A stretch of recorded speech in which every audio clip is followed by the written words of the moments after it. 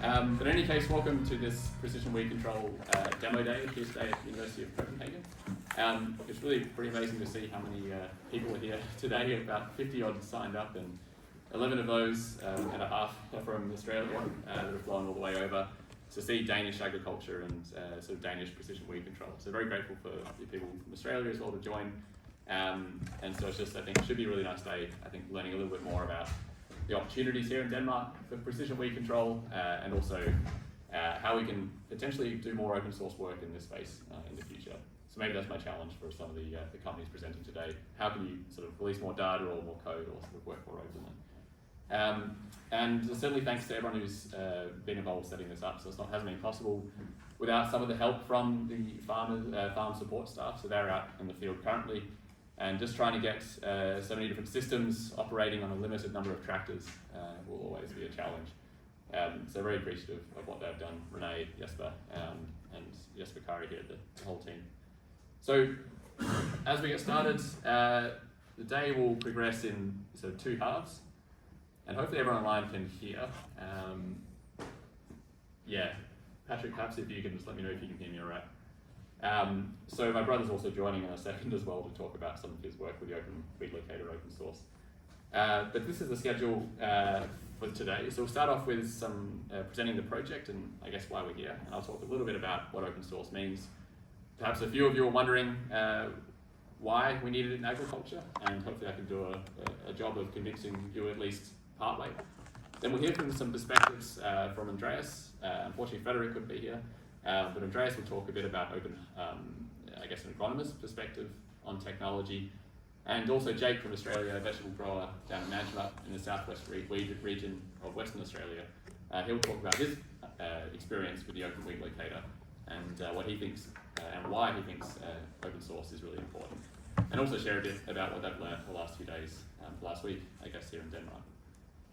Then there's a coffee break, I know you guys are all pretty desperate for, and then after that we'll go on to some presentations from Paul about the OneCropHealth projects and also some of the companies that will present. So ideally we're going from everything from predictive weed mapping, so where weeds are in the field based on time series and spatial data, and Geco with Greg there tuning in from Canada, which is very much the middle of the night there, 2 a.m., 3 a.m. I think.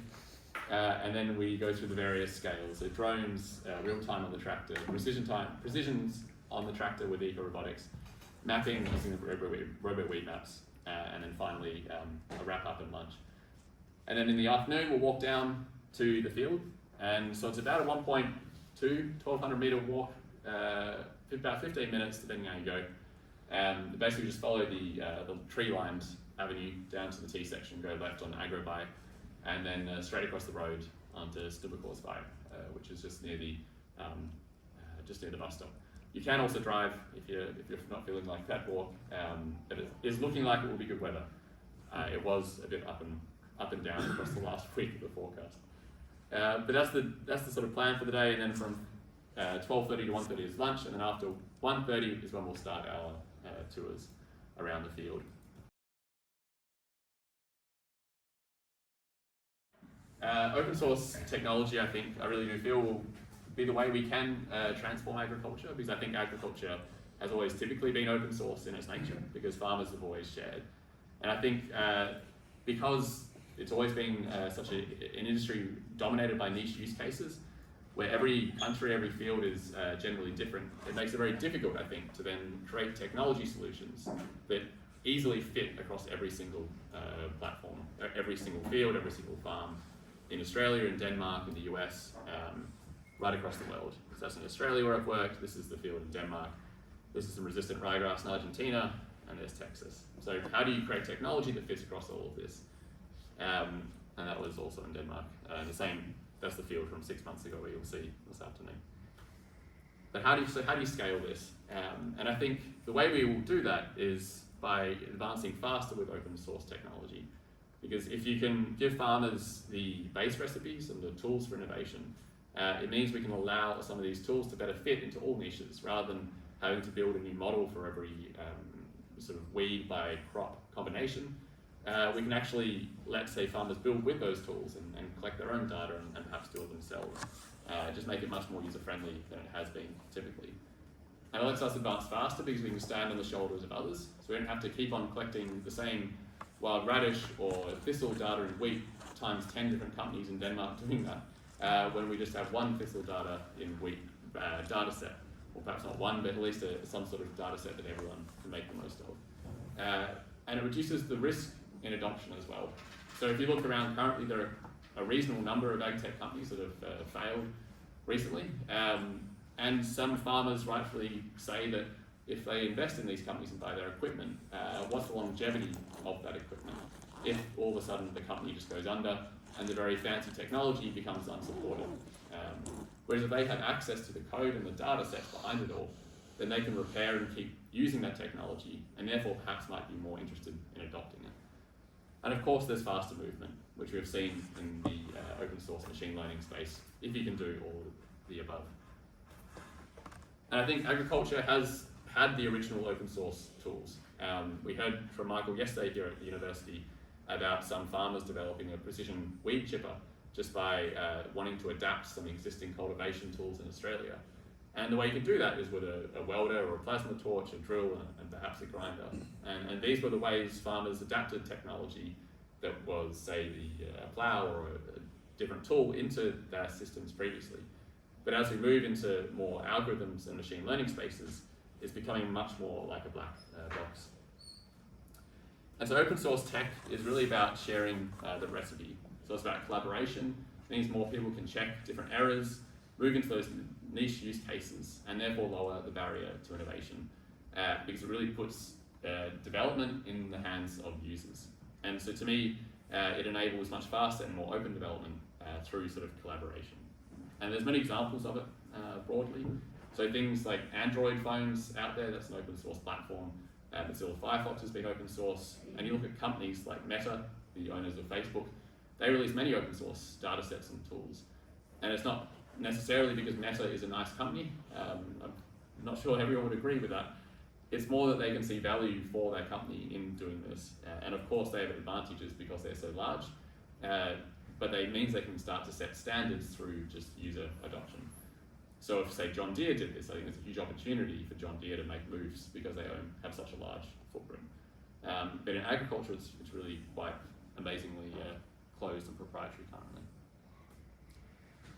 Interesting, one company I guess that has worked with this is One Smart Spray, so the collaboration between, or I guess the only company that I've seen acknowledge they use open source software is One Smart Spray, that's BASF, Xavio, Bosch collaboration, and they actually acknowledge which software they use, which is often what the licenses require. So it's nice to actually see them recognize that lots of their tech stack is built on open source. And so today, this project and everything we're doing here today is built off an open weed locator project that was funded by Nova Nordisk. So very grateful for them for looking at open source in agriculture as an opportunity for commercialization, because it was through a Pioneer Innovator grant that this all came about. And so the open weed locator started out in my PhD many years ago with Professor Michael Walsh here in Australia, who's also been a part of this project. And it started out as quite a very basic system with very cheap components, and it wasn't particularly rated for use outside and not really optimized. Had very low frame rates, it used old hardware, but it was a very low cost way of doing green detection. It's all 3D printed, and as you can see, it just detects green color, activates a GPIO pin. Let me put on my pointer. Activates a GPIO pin, which is the pins on the Raspberry Pi, which is a little computer. Basically, you can tell these pins to turn on and off if you see a color. And that can then turn on a solenoid and then make a spot spray if you want. Could be a laser, as you'll see later in this afternoon, or it could be anything else. But thanks to this project, we've advanced it to a much nicer form factor that you'll see as well. So it's more compact. It uses a global shutter camera. It's up to 60 frames per second now with larger images. And we've also been developing things like controllers, data collection, and also some apps we can manage on our phone. And we also have what should have been a 12-meter system, but the cables arrived today, and it's now a 3-meter system next to what we had available. But that's what you'll see today as well out in the field with the Open Weed Locator. But what's really exciting about the Open Weed Locator is its community, because we have heaps of people around the world building it in various forms, not necessarily in large-scale systems, but to me, it's really farmer-led innovation. There's people in Australia, of course, doing it. I've had people build them in Canada, Denmark, the United Kingdom, the US, France, Germany, Argentina, Mexico. There's a lot of people around the world who are interested in this idea of being able to build your own weed detection systems. And weed detection is just one use case, right? You could extend this into many other areas, and there's certainly lots of open source insect detection tracks and all sorts of things out there. But it means these people now have access to some form of technology. And that was a bicycle open weed locator that I built here in Denmark on my cargo bike. This is a platform in New South Wales and in Australia, near the Mildura. And so this farmer built a 4-meter system, and I've since sent him some of the updated components that I just talked about. But he built that entire thing himself, including all the hours. I only found out about it when he sent me this video. And before, he probably wouldn't have built that, or perhaps maybe he would have, but hopefully I made it a little bit easier by producing some of this technology in an open source way, because the existing commercial options were very expensive for this 4-meter system. This is a land manager in New Zealand. He also built one of the new systems. I sent him one of the enclosures and a driver board, and he put this onto his quad bike for spot spraying on his driveway. Again, probably wouldn't have invested in, say, a weeded or weed seeker system, but this open source platform meant he could start doing precision spraying on his driveway and offering it as well for his community as land manager in New Zealand. So our 2.1, what's the future? Well, we'd like to complete this 12-meter system eventually once the cables get installed, and also finalize some more remote management. We want to make it easier for everyone to use, and not just this sort of techie thing, I guess, that people like maybe who have been more trained in machine learning and electronics can use. So we're having a website being built. We want to do in-crop weed detection as well, and just generally make a more pleasant experience, because currently it is somewhat difficult and somewhat sort of technical to assemble, and it really should be available for everyone. We also think open source image data is the way forward. So we've had 2 open weed locators, spray booms in Australia. These 2 images are on a robot called the Swarm Farm robot, and they've been collecting images across the last year. This is here in Denmark on our ATV. It's also been featured in a couple of these articles that work in Western Australia for the continuing data collection as a way of kind of future-proofing his operation. And you see the open weed locator in the 40-degree summer heat of salmon gums just there. And I currently have about 909,000 images collected from those two open weed locators.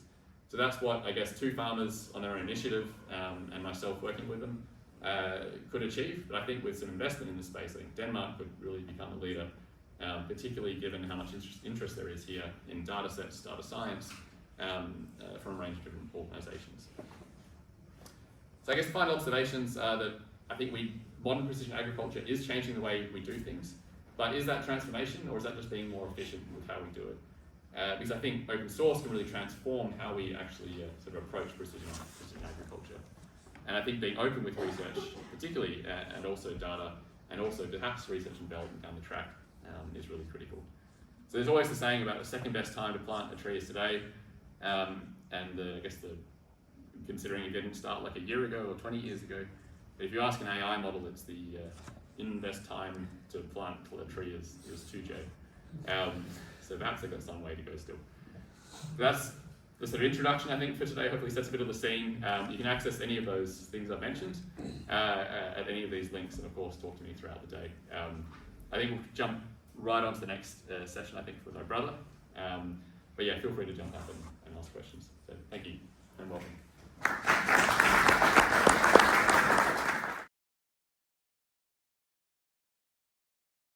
Patrick's been instrumental in really developing our driver boards, so the boards that sit on top of the Raspberry Pi, and also the 16-channel one recently.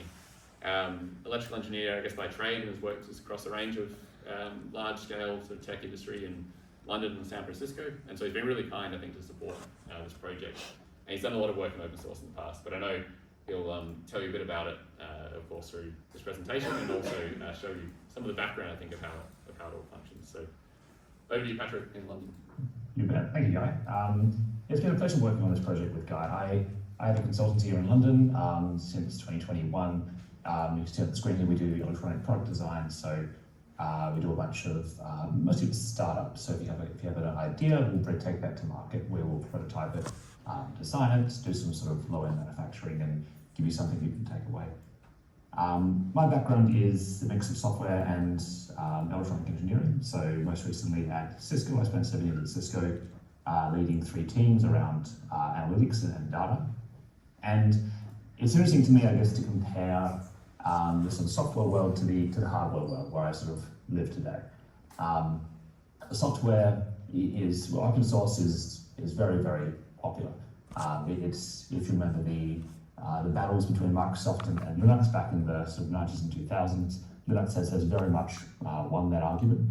As Guy sort of touched on, it powers 70% of smartphones, all the Android phones, powers 90% of websites, it powers 89% of cloud workloads. And that's really as a result of, I guess, what I like to call some building blocks in the software world. So if you look at systems like React, the guy mentioned that Meta had open sourced certain had open source software projects. React is a really good example of that. So React is a library that underpins a lot of modern websites, modern web applications. And Meta open sourced this in order to get more developers onto that project. So they basically wanted to have more people touching that project, working on the project with them. And they saw as a billion-dollar company, big benefits to themselves in sharing that building block. And I think there's an argument in the hardware world too, that building block should be shared. Currently, the whole stack of the hardware product is probably proprietary from zero all the way to the top, all the way to the finished item. And there's very little reuse in the hardware world. So product is usually designed from scratch, from the ground up, and that is extremely expensive, and so obviously companies want to defend that expense, defend that IP. If there was more of a concept of, say, a building block that is reusable, that is open, as there is in the software world, I think you would end up with a bigger hardware ecosystem, but also the ability to repair and replace the lower end elements of those hardware products you might buy. Another example is in the software world is VS Code. This is on a Microsoft open source license, so it's people might say it's not true open source, but it's a great example of a building block. It's a software code editor that's been released by Microsoft as an open source product, with the idea that more people using a common platform allows people to write code faster and develop code faster. And I guess that brings me to Raspberry Pi. It's some mix between open source and open hardware and closed hardware. Not all the schematics are available. What they've done is create a standardized module with a standardized interface that allows other applications to be built on top of that product. So there is no concept that Raspberry Pi is, for example, making a open weed locator from scratch. They are instead providing a basic compute platform, which is a module that can be changed out for other compute platforms with a standardized interface. And I think that's really interesting, and that's something that I think the hardware world needs to learn from, because the Raspberry Pi Foundation is a very successful company, commercially as well as influential in the industry. There is a huge ecosystem of what they call Raspberry Pi hacks, which sit on top of the Raspberry Pi device. And OWL actually operates in that way as well. And so I think it's something that I want to see more of in the hardware world, and so something that I've been working with Guy to drive a little. I would like to show you the OWL driver board. So this is something that I've designed for Guy. This is a piece of software called KiCad. So it's open source EDA, or electronic design automation, basically CAD software. And this allows someone just to lay out a schematic, to turn that schematic into a PCB, and then to basically send that off to be manufactured for very low cost in a sort of automated manufacturing facility, often in China, but there are also facilities in the UK and in Europe. This is the 16 output board that we developed most recently. And you can be familiar with electronic schematics. This is the schematic for it. It has the interface to the Raspberry Pi down here. It has a number of headers which allow you to turn different channels on and off as you wish. It has a bunch of protection and safety interfaces, for example, a emergency off switch here, which allows you to disable all the outputs. And finally, it has a power supply for the Raspberry Pi. And so the concept of EDA software, if you're not familiar with that, you specify the schematic in a theoretical sense, as you can see here. And what the software does is when you then lay that out on a printed circuit board, which is what this design here is, the software enforces that theoretical schematic exactly matches the wiring on that printed circuit board. Printed circuit boards are just wiring. If you've ever pulled apart a TV or a radio perhaps from the 1940s or 1950s, they often had point-to-point wiring where components were just connected directly to each other with wires. It was like a rat's nest inside. The printed circuit board sort of revolutionized that from a manufacturing perspective by putting all the wires onto a board. And so that's all they do. They connect different components together from these holes where the components sit. And then you have these little these tracks, these wires. So the software insists that this matches that and allows me to go through and design the board. This board this is the 16 output board. You can see it here on the 3D viewer.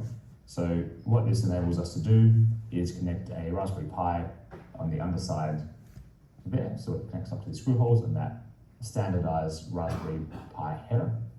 And it simplifies the construction of the wider product, I guess. So we have we don't need to put any compute modules or anything or processors onto this board because that's all handled by that Raspberry Pi module. We're building on top of that building block. You see here that there is 3 inputs because it's quite a high current device, so it pulls about 30 amps when all outputs are running. 3 inputs so we can have standard 10 amp users, and then we have 16 outputs, and each output has an LED down here to indicate when it's on, indicate when its fuse is blowing. Each output has an individual fuse, and the Raspberry Pi can control each output using the MOSFETs, the transistors on the rear side there. And so that links back to this EDA. So you see this rear side. This is the rear side of the device in the printed circuit board layout. These boards have 4 layers. Mostly because of the high current nature of the things. So you can see this is the bottom layer. This is the top layer, the outside of it, and then these are the 2 inner layers. So they are also used for wiring, but also as, in this case, as a ground plane or a ground return.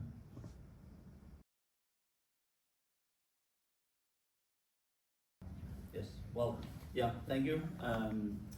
My name is Andreas, and I'm working with Agrovi, and my presentation will be not as technical as what we just seen.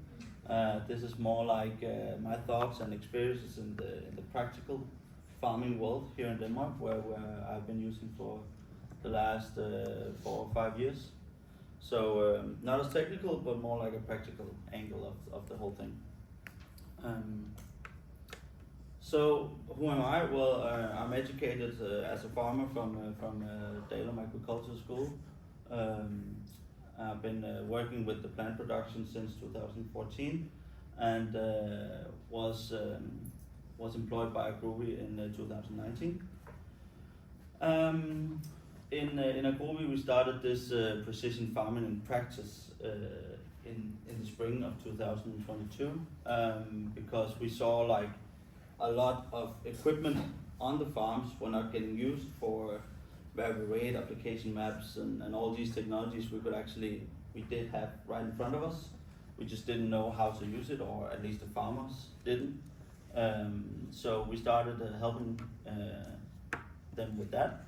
And in the year after, we bought a drone and started flying using these spot spraying maps, and have been doing that since with great success and a huge interest building up from the beginning of the 2023 until now. we have the same like strategy or support for getting this whole thing out and running in the fields. Like when we're using the variable rate application maps from open source like CropUp and AdFarm and stuff like that, we do have the same support for the whole spot spraying thing, and that's what we find the most important. I'll get back to that later. Back here in November, we did a collaboration with the Akson Robotics, who will also speak here later, between Agrovi and Akson, and about how we as agronomists and like we are closest to our customers as the farmers, so we need to help them getting this new technology out and running, and we made this collaboration with Akson, and that's been a good success as well. So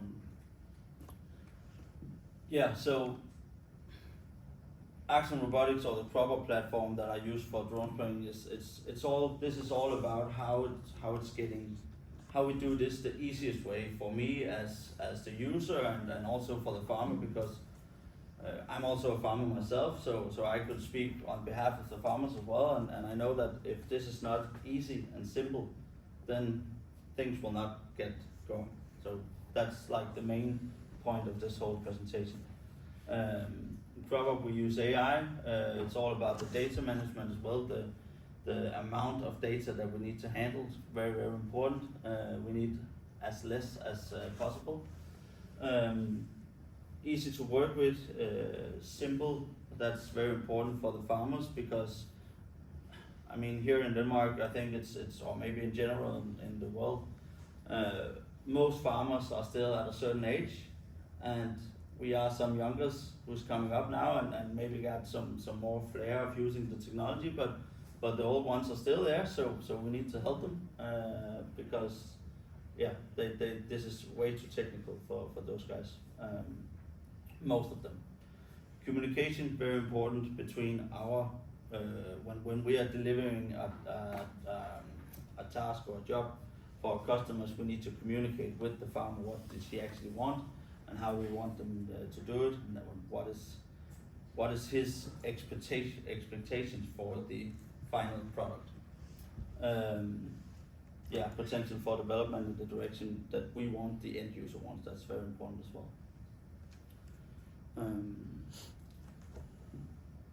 So the way I'm working with the end users of this whole thing is that we show and help them to get this out and running. Like, this is the biggest problem in this whole process is that now we're talking about open sources, that like each tractor or each sprayer, they have their own kind of software and hardware to work with, and that's why we don't have like, we can just use the same type of file or the same way to handle the whole thing in each tractor.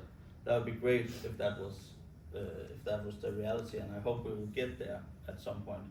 But that's not how it is right now. So we have to learn each individual software and hardware, how to use it, and that's what we're using, helping the farmers with.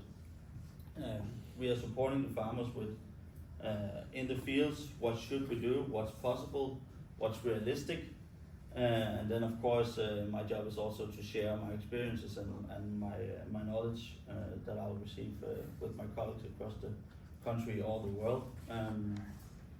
So yeah, we aim to create the best possible experience for the end user, because in the end that's the most important ones.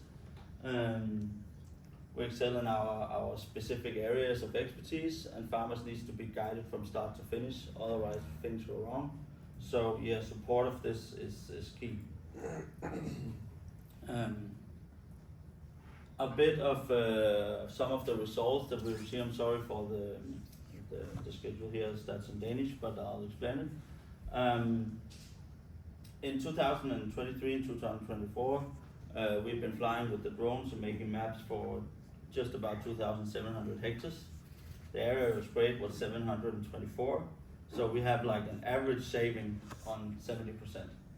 And this is the numbers like we get from like the real farmers with real sprayers and big sprayers, even on 24, 36 or 42 meters of wide, and of course they are all there's a big difference if they can use single nozzle or they use 3 meter sections. So that's why these numbers. So this 70% in average, for me, that's a really good case.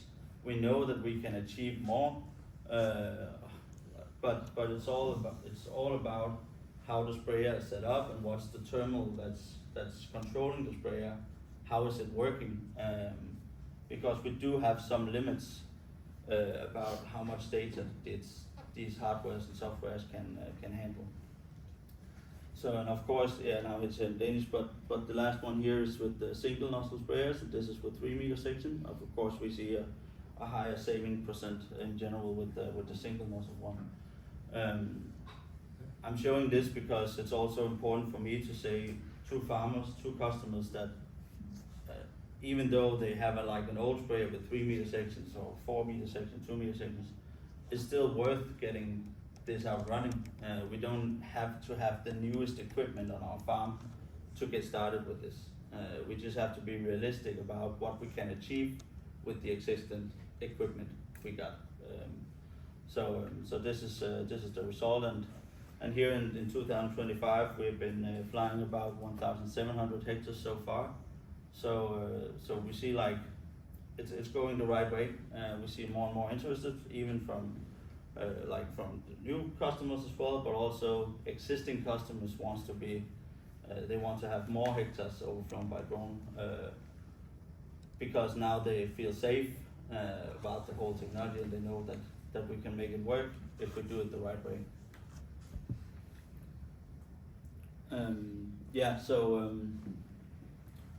The success with the implementations. So this is where, because farmers are I would say quite unique. My customers they don't want to look into this themselves. We have to knock on the door and tell them we should try this. But they want the support because they cannot figure it out themselves. So that's very, very important. We have to look them like at the eye level, and then we have to be proactive, and that's also why I'm here, because even though I'm not as technical as many of you guys are, then it's still in my interest to know what is going on and where we're going from where we are now. And if I know what's coming, then I can also tell my customers then, like, this is what we can do now. We are looking into this. Maybe in a few years we can do this and that, and that's also they are all interested in this, but we cannot start up there. We have to start where they are. So that's why we need to see the reality in the real world.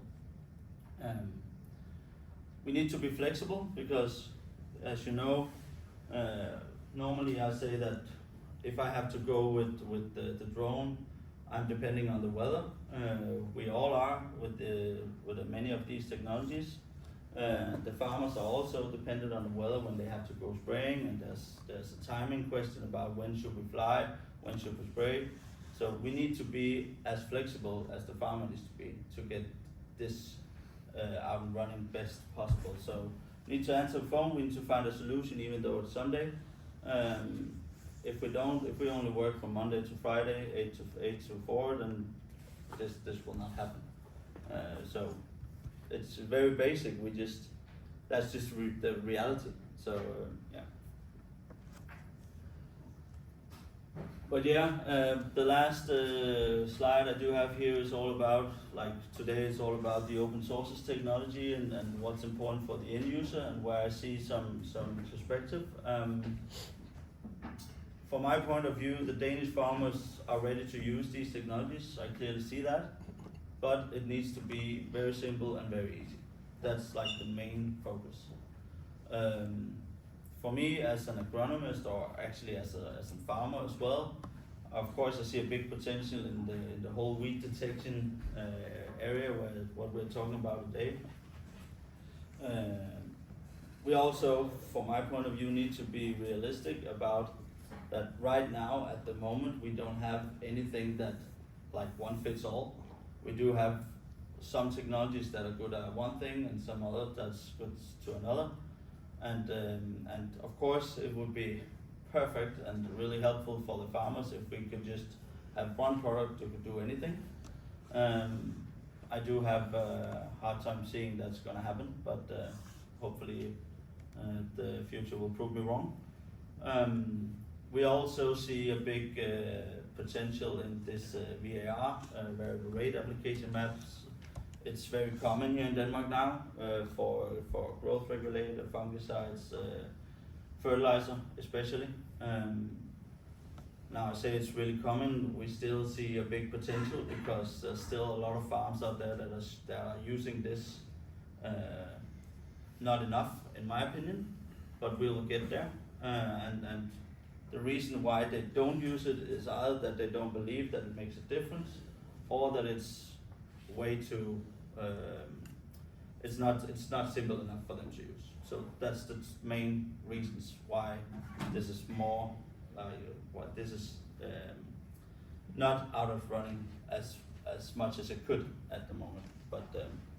But for us who's working with it, it's quite easy. So we just have to know how to speak to the farmers about it.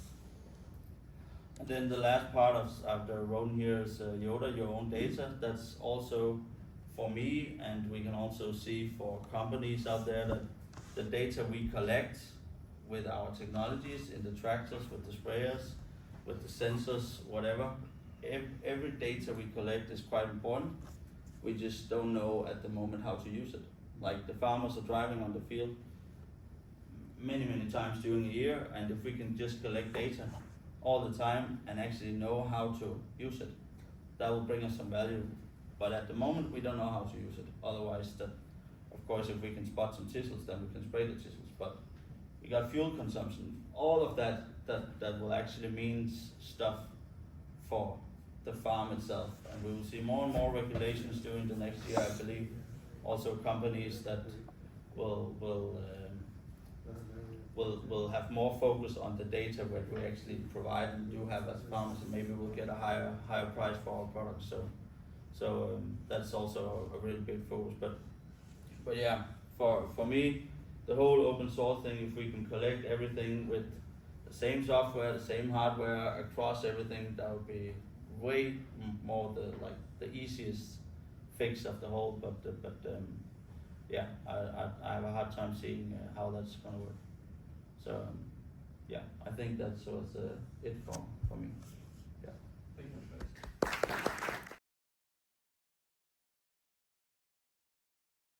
you. So, hello, my name's Geco. I'm from Neve, West Australia. So down from the southwest. So we're right down the bottom of the state. And we grow cauliflower, broccoli, cabbage, kale. We also have livestock and do some cereal grains as well. So, yeah, guys asked me to have a little chat with you guys about what we're doing in terms of the open source technology. So, in Australia, we're probably 10 years behind you guys in terms of chemicals being banned. So, just last year, overnight, the Australian government just banned a chemical, a pre-emergent chemical that most veggie growers use overnight. And that made us a little bit nervous that there's no warning and they could just cut the chemical straight from us. So we started looking into robotic weeding and precision spraying. Issue is that in Australia things are pretty tight in terms of farming. Machinery costs a lot and the margins aren't there. So these robotic weeders or sprayers that you can buy off the shelf are just too expensive. So we can't make the dollars work. So we came across Guy. He presented at Agrovi, was it last year, Guy? Yeah, last year. And there's an article in the newspaper. So we read all about it, we got a little bit interested. So it took us a while, but we found him and we got in contact and we thought we'd go down the path of open source precision spraying. So we've been working with him at the time. The hour was, I think it was only green and brown when we first started talking. And one camera was only 4 sections and would only spray 25 centimetres. So in Australia, or in vegetables, we obviously can't be spraying 25 centimetres because we'll be spraying half our crop. So we started talking to the guy and we've developed a camera, or developing a camera that is now the 16 channel. That will do 2.5 centimetre accuracy. So, and green on green. So we've been working with Guy, going through, and we've actually made a camera, and we're developing a spray right now, and developing a weed library. So we thought, while we're doing open source cameras, we might as well try and do an open source weed library. There hasn't seemed to be too many in the world that are open source, so with the help of VegNet and Board Innovation, they've started funding us to, I suppose, make a start in developing our open source weed library, that these open source cameras can then be used to spray these weeds, because without these, without the weed library, they're pretty useless in terms of doing green on green. Although it's become expensive. I think they're charging us 12 cents per weed to annotate, and we've done, I think at the minute our library is about 7,000 weeds, or 7,000 images of weeds. So we're getting there slowly, but yeah, it's got to take a bit more time. We're thinking we'll have the first, I suppose, prototype ready in October, and then we'll just develop on and on from there. The other thing that we're interested in terms of precision spraying and the robotic weeding, is that we're trying to get away from chemical in fields completely. So instead of using herbicides, we're going to try and use fertilizer or acids. So we started playing around with potassium hydroxide as a in-field spray. So obviously pH of 14, extremely alkaline, so burns them off. Issue is that the spray bar that we designed, instead of using normal spray nozzles, we're going to use diesel injectors, for the fact that they're, I don't know, a tenth of the price of a spray nozzle, and it's a nozzle and solenoid in one. But these nozzles are all stainless steel, and potassium hydroxide was corroding out the nozzles. So we've switched to nitric acid, for the simple fact that nitric acid is non-corrosive to stainless. So hopefully we'll get the lifespan out of the spray bar without rusting away. But it's going to allow us to do, after we'll probably still use pre-emergence, and then go through with the sprayer, and from that point on we should hopefully be able to control weeds chemical-free, just using acids to knock them out at cotyledon to first leaf stage is what we are planning on. So yeah, it's about all I've got to touch on in terms of where we are at the minute in terms of the projects with the open source weed locator and the open source library. I'm not sure if Guy, you want to add anything to the library side of things? Yeah, sorry to duck out into food's arriving. I guess the library is probably one of the hard trying parts. to get to annotate, to collect and annotate was probably the challenge. So annotating, I know Jake and his family started annotating the images, and I think yeah, annotating photos, I'm not sure if anyone's ever tried doing it before, but it is a very, very painful process. Me and my dad, we both tried doing it. I did 2 pictures in an hour, and Dad did, I think he almost got 1 done, and he accidentally deleted it and had to start again. And we're like, well, this isn't going to work. So we went to Guy and we asked him, what else can we do? Yeah, so we approached a annotation company. So they provide annotation services on a per weed price. And that way you can pay, I think, $1,000 US, and you get the number of images out of that. And we found that was a much easier way of building up this data set. And how big is our library? I think I have 3,000 images photos total annotated, but the aim is to build that over different crops and different field backgrounds, types, weeds, and hopefully increase the use case for that data. Yeah, so hopefully the southwest, West Australia will be able to adopt this sort of technology for the fact that they can build the camera themselves and then use the weed library, upload it to their cameras, and then they can make a start at least. So I'm not sure how the library's going to go on each individual farm. They might need to annotate some photos just to make the model a little bit stronger. Is that correct? Yeah, I think so. Yeah. And there are some also people here, like Sound and Rasmus, you guys are working in that sort of precision application space. I think it might be worthwhile chatting at some stage. But Yep. Yeah. And yeah, so actually that image there is just us taking photos at the minute, trying to get some images of red cabbage or weeds in red cabbage. That was the original prototype for data collection, but we ended up putting a cover over it and lighting it so that the light would be more consistent on the images. I think that was another issue that we'll come across, shadows and different daylight and clouds, and all the images would come out different. So, yeah. That's pretty much all I've got in terms of where we are in the project and how we're going with our project so far. That's perfect. Thank you, Jake.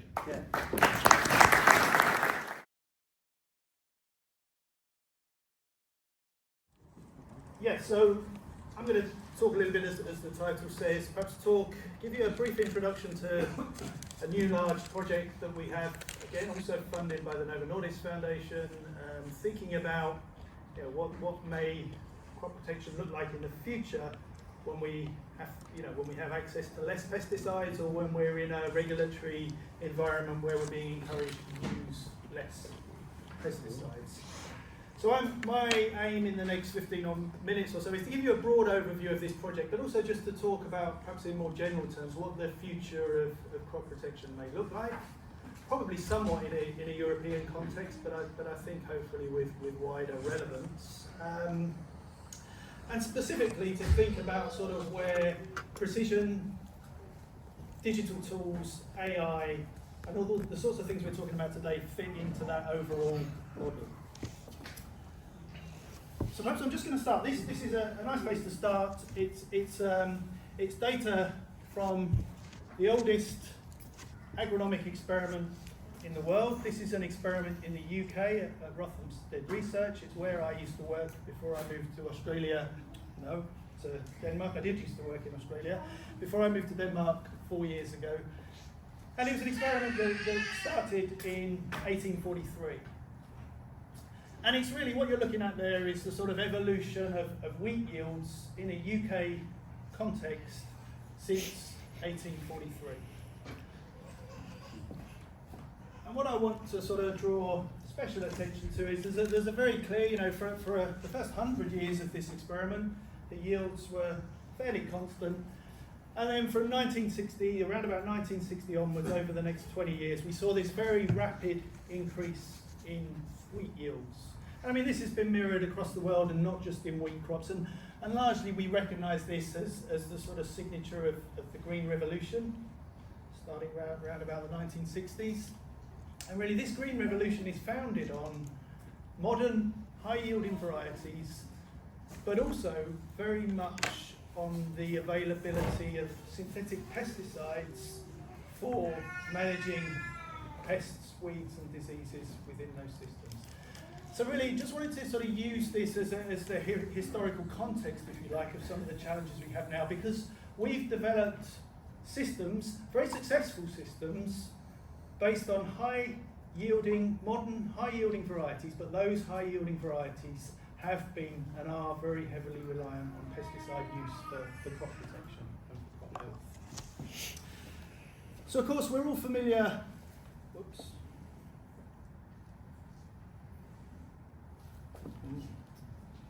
something here about system update, which I don't.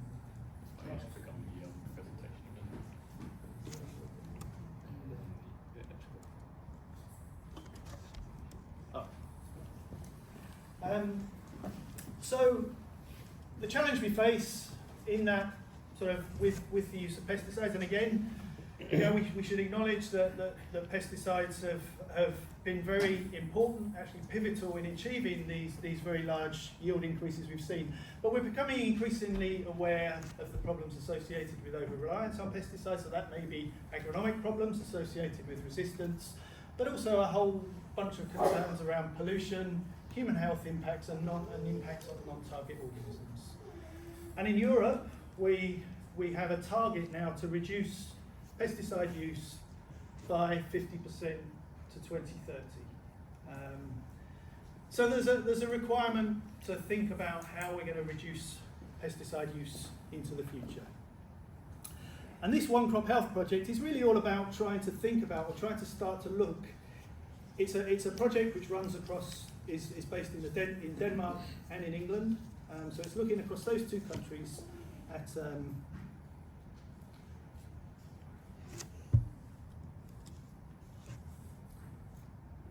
think I'm being a bit dumb here. Just that I can't find it. Oh. Right.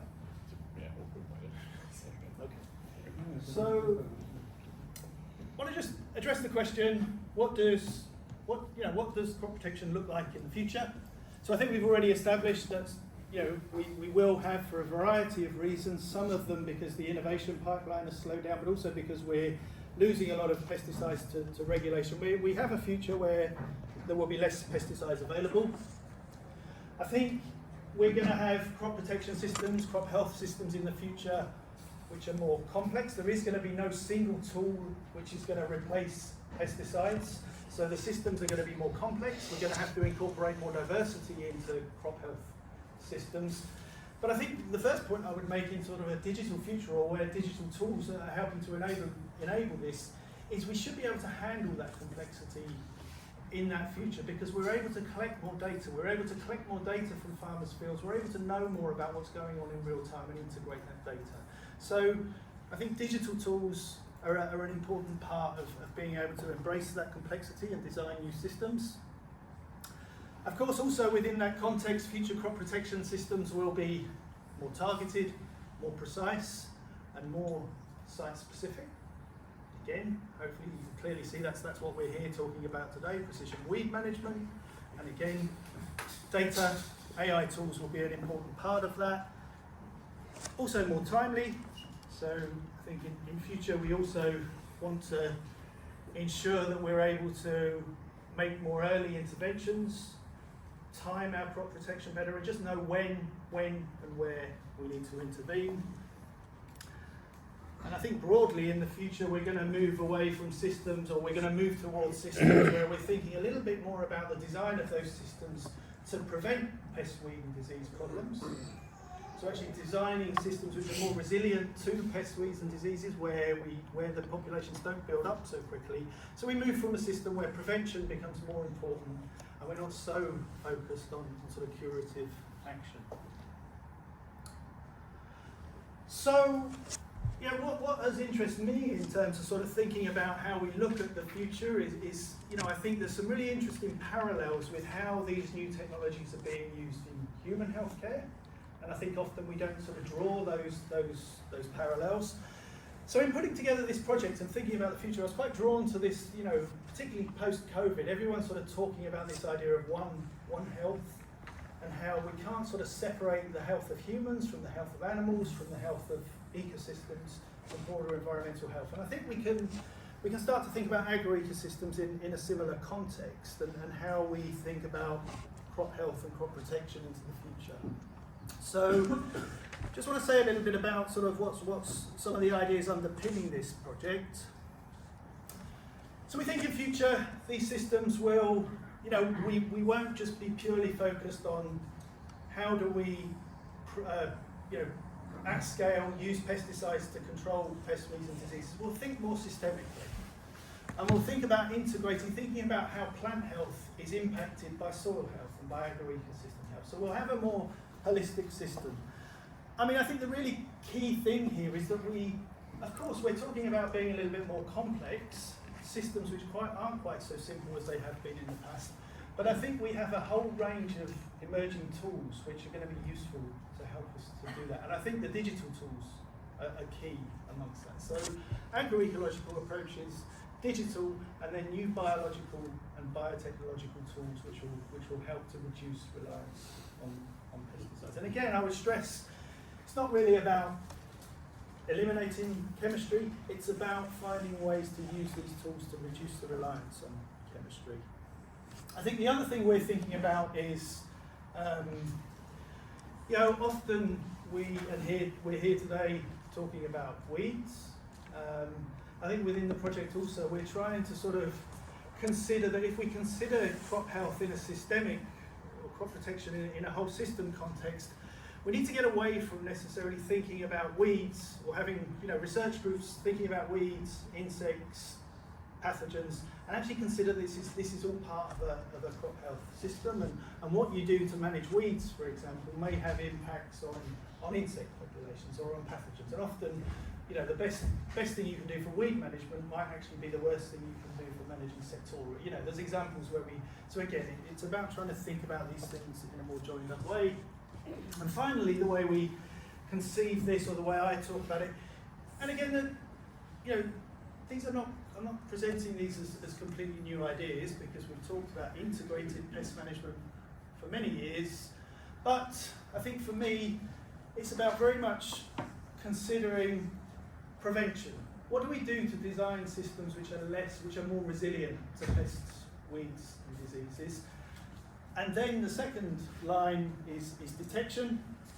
We have a whole new wealth of opportunities and tools and possibilities for actually knowing more about what's going on in the field in real time, and being able to detect what when we need to intervene. And then also there's a range of new sort of biological and biotechnological tools which provide us, when we do have to intervene, provide us with new tools for control. So I just wanted to sort of quickly map on, in that sort of prevention, detection, control, think about some of the new technologies. So, and I mean, not all of this is new. There's agroecological approaches. Perhaps for the purposes of today, we're talking more in this sort of digital sphere, which mostly maps onto the detection and the precision area. And then there's a whole range of tools, sort of new tools in the control box. As I say, pesticides will remain important, but more interest in biologicals, biopesticides, these new sorts of crop protection chemistry, or whether we call it crop protection chemistry, but RNAi, peptides. So I think for me that's what the future looks like, but in the context of today, the digital and data tools are a really key thing that enables this integration. I just wanted to make a point. I think, for me again, I made this point that there are some really interesting parallels between how we might be thinking in what human health and what crop health might look like in the future. The context is very different, but actually the tools and the underpinning ideas are very similar.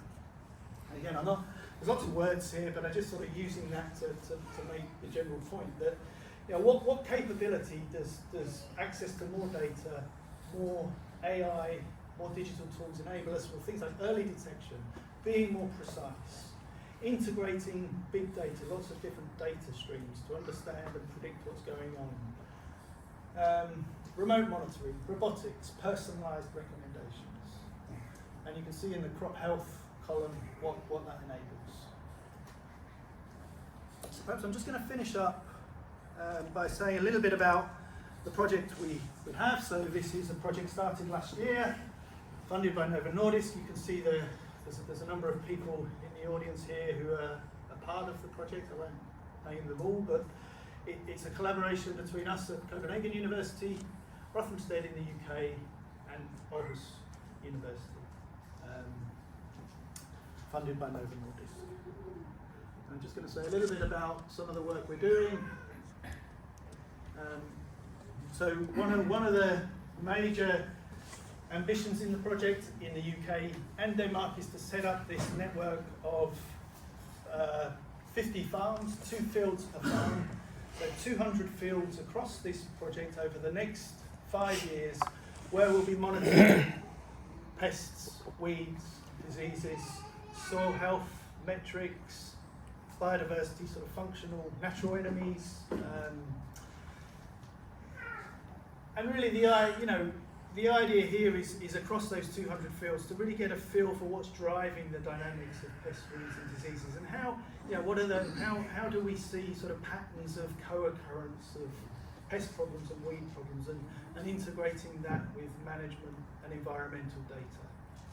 So to really build up a picture of what's driving these problems at scale in farms over time. And a big part of the project is thinking about how do we integrate novel tools into the project for monitoring, for collecting that data. And we will have, from next year onwards, in a subset of those farms in Denmark and UK, we're calling them pioneer farms. It'll be 5 to 10 farms where we're actually working more closely with the farmers to perhaps try and integrate new technology and new means of collecting data and sort of monitoring pests, weeds and diseases across their farms. I also just wanted to mention we also have, the experiment also has long-term experiments, large-scale long-term field experiments. Again, perhaps in the interest of time, I can talk to people who are interested in breaks in terms of the detail. But again, the idea here is to sort of take it down a level. We're looking at this across a landscape across 50 Danish farms, then down to a level of these pioneer farms. And then this is a sort of an experiment that we're running on our own farm here to actually see how we can reduce reliance on pesticides by integration of these new technologies. And again, that provides an opportunity, I feel, perhaps to collaborate, for example, with many of the people in the room in terms of thinking about how we could, use some of these emerging technologies across our long-term experiments, for example, or the pioneer farms. So the final thing, I'm not going to go into detail. There's also a modelling component to the project, and we have 12 PhD students who will be working on various parts of the system across the farm network in the long-term experiments, in the modelling part of the project. So it's a quick whiz through, but I guess sort of this is sort of the summary slide, the sort of final, my final word on this really is just to say, we realise we need to reduce reliance on pesticides.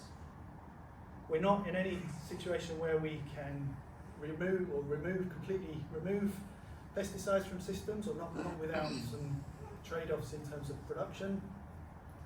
But I think there's a whole wealth of really exciting new technologies which will enable us to achieve those reductions in pesticide use.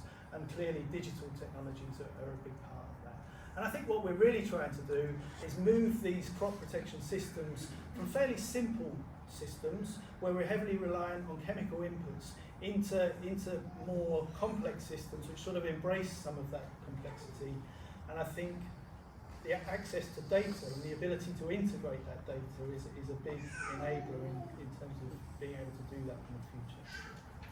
So I'm going to leave you there, and thank you for listening.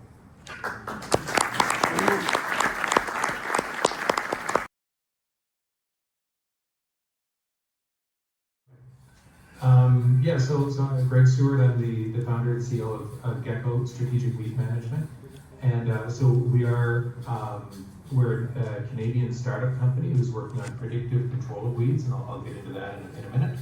And it was great to see Paul talk. We're involved in the OCH project as well. Anyway, I'll walk you through this, and happy to take any questions at the end. So what we're doing is called predictive weed control, right? So as Paul was just talking about, being able to be somewhat proactive and prescriptive about these things is pretty important for prevention, right? Now, what we're looking at when we talk about targeted weed control, we're really looking at a whole field all at one time, and over a long period of time, over a 5-year period, in order to understand what's going on with that population of weeds, right? And you've got an example here. This is a pretty bad weed that we have called kochia out in Western Canada, and it tends to grow in these strips because of the way it tumbleweeds along and it drops its seeds. But the question that we really work with is, if we didn't know where weed patches will emerge in the coming season, what could we do differently, right? And I'll talk to you about how people are doing it in various regions that we're working in. So the way this works, we're quite often using satellite data, but we're data agnostic, so we will use any imagery data that we can get. That might include drone and optical spot sprayer data when it exists. But really what we're trying to do is to understand and see every weed patch as it comes and goes throughout the growing season, and sometimes outside the growing season as well. And from there, we're pulling dozens of images per season together in order to be able to understand what is a weed and what's a crop. And then in order to build up how a weed pattern looks in one season, right? So if we look in, for example, 2021 here, we've been able to see that there's some wild oat in the green growing across this field, and you can see those patterns rather well there. Now, we also back out and we look at what the weeds have been doing for the last 5 years in the field. So once you start to look across all of these years, this is a pretty interesting diagram because you can see that quite a lot's going on. The weed patterns can easily change based on weather, soil, topography, crop competition, or herbicide options. And here you can see the 2 years with wheat. This is a field out in Canada. The 2 years with wheat look quite similar to each other, but this canola year looks very different. And in this case, it's more likely that it's the herbicide options that are changing the way the weeds are getting expressed in this season, right? And we find it really interesting. We've now looked at over 250 fields around the world, times 5 years each, and we're starting to see very interesting kind of patterns popping up. But what we do with this in a practical sense is we do some predictive weed control. So we take all of that imagery in the crop history, we make this 5-year history of the weeds in the field, and from there, we make a prediction for where the weeds are likely, the weed patches are likely to emerge in this coming season, right? So this was the weeds, how they look from 2020 through 2024, and then this is how we're expecting that they will look this year. And at that point, we turn that prediction into a prescription. And the actions that the farm will take are different depending on what the weed is and what region they're in and what crop it is, right? So a lot of the time people are using us for one kind of variable rate herbicide or another, and also variable rate seeding, and I'll get into that in a minute. So this can happen pretty quickly. We're trying to make this kind of work with commercial farms as easily as possible. So we make this into just a simple shape file that gets dropped into the system, and it's sitting inside a John Deere system, and they're putting some ethafluralin down for kochia control over in Canada. Now, I've said Canada quite a few times, but this is where we are right now, right? So I'm living right about here. You can see there's no farms.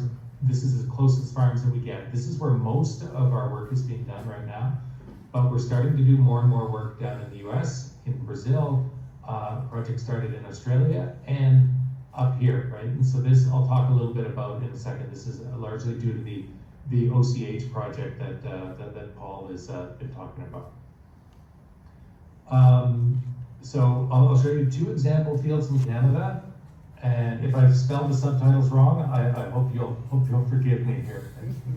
So this is a field, example farm number 1 in Saskatchewan in Canada. So here we've mapped out the weeds where we can see them from 2020 all the way through 24. You can see, it's got some problem areas near the top. We've got a little bit of stretch along the middle here that can be a problem. This farm had been dealing with some stubborn weed patches, and they wanted to add a different and more effective residual herbicide, but didn't want to cover the whole field with it, right? So what they ended up doing here was creating a prescription, and this is where they're putting down the ethafluralin, but just on-off, and so it's just in the blue areas where they're providing this herbicide, and they're able to leave the rest of it open.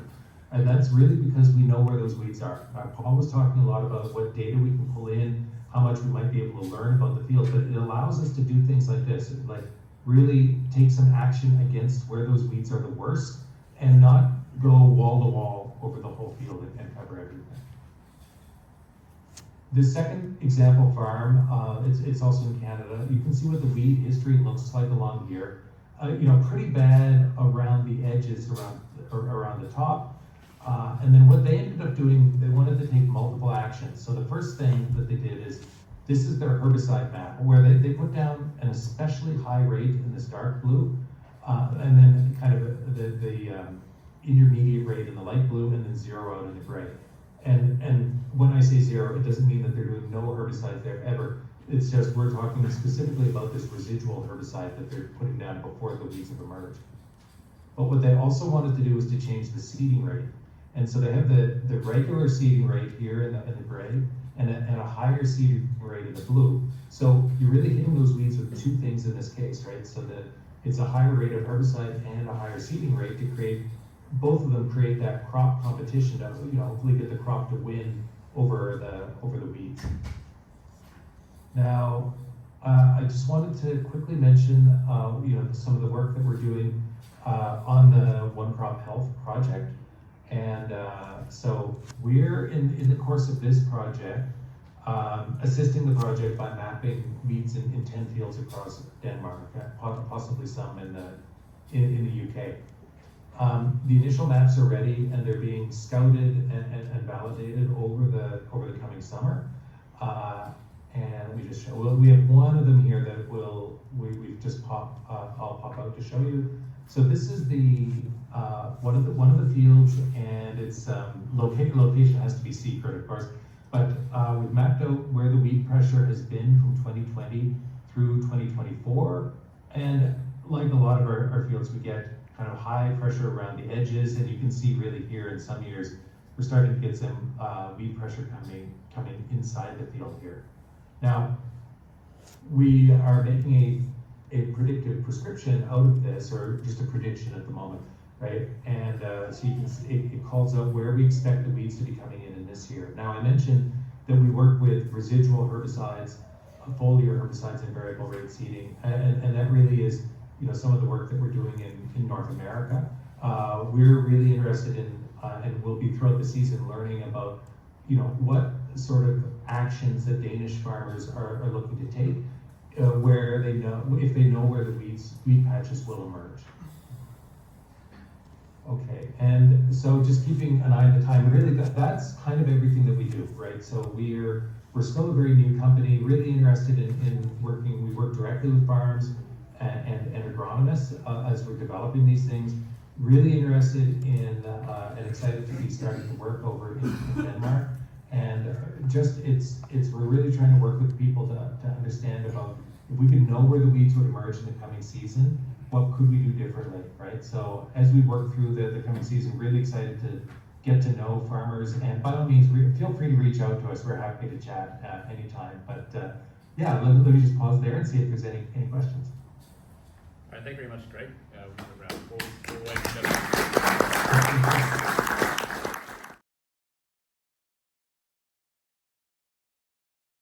My name is Albert. I'm the CEO and one of the co-founders behind Akson Robotics. We are 3 robotic engineers that founded the company back in 2022, following our master thesis, where we did weed control using deep learning algorithms and computer vision.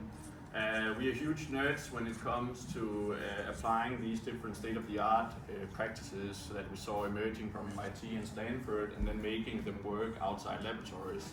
And that basically formed the foundation for the CropUp platform. And you will be thinking now that the slides look a bit familiar, and that's because I had no idea that Andreas was also going to be using the same template, but the content will be different, I promise. So CropUp is a Danish platform that is used for generation of for spot spray maps. Let me just go back here. There we go. Through artificial intelligence and drones. And when I say artificial intelligence, it of course depends on what your level of knowledge within the space is. But what we use is what is called deep learning, deep neural networks. In Danish or in standard tongue, mostly known because of ChatGPT. The platform was launched commercially in 2024 and is currently the market-leading platform when it comes to spot spray maps from drone images here in Denmark, but we're also present in 9 other countries, including Australia and also this summer Brazil. We have almost 300 farmers now, or farms, using the platform, and in 2024 it was nice seeing Andreas' real-world numbers. When you take our detections and you just make 1 square meter spray grid with no buffer zones or anything, we achieved an 85% average reduction in 2024, assuming this nozzle control and with no buffer zones. So it was pretty interesting seeing when you then take into perspective that many of the farmers actually use the section level control instead, and also are applying these buffer zones to make sure that you are hitting everything around the patches.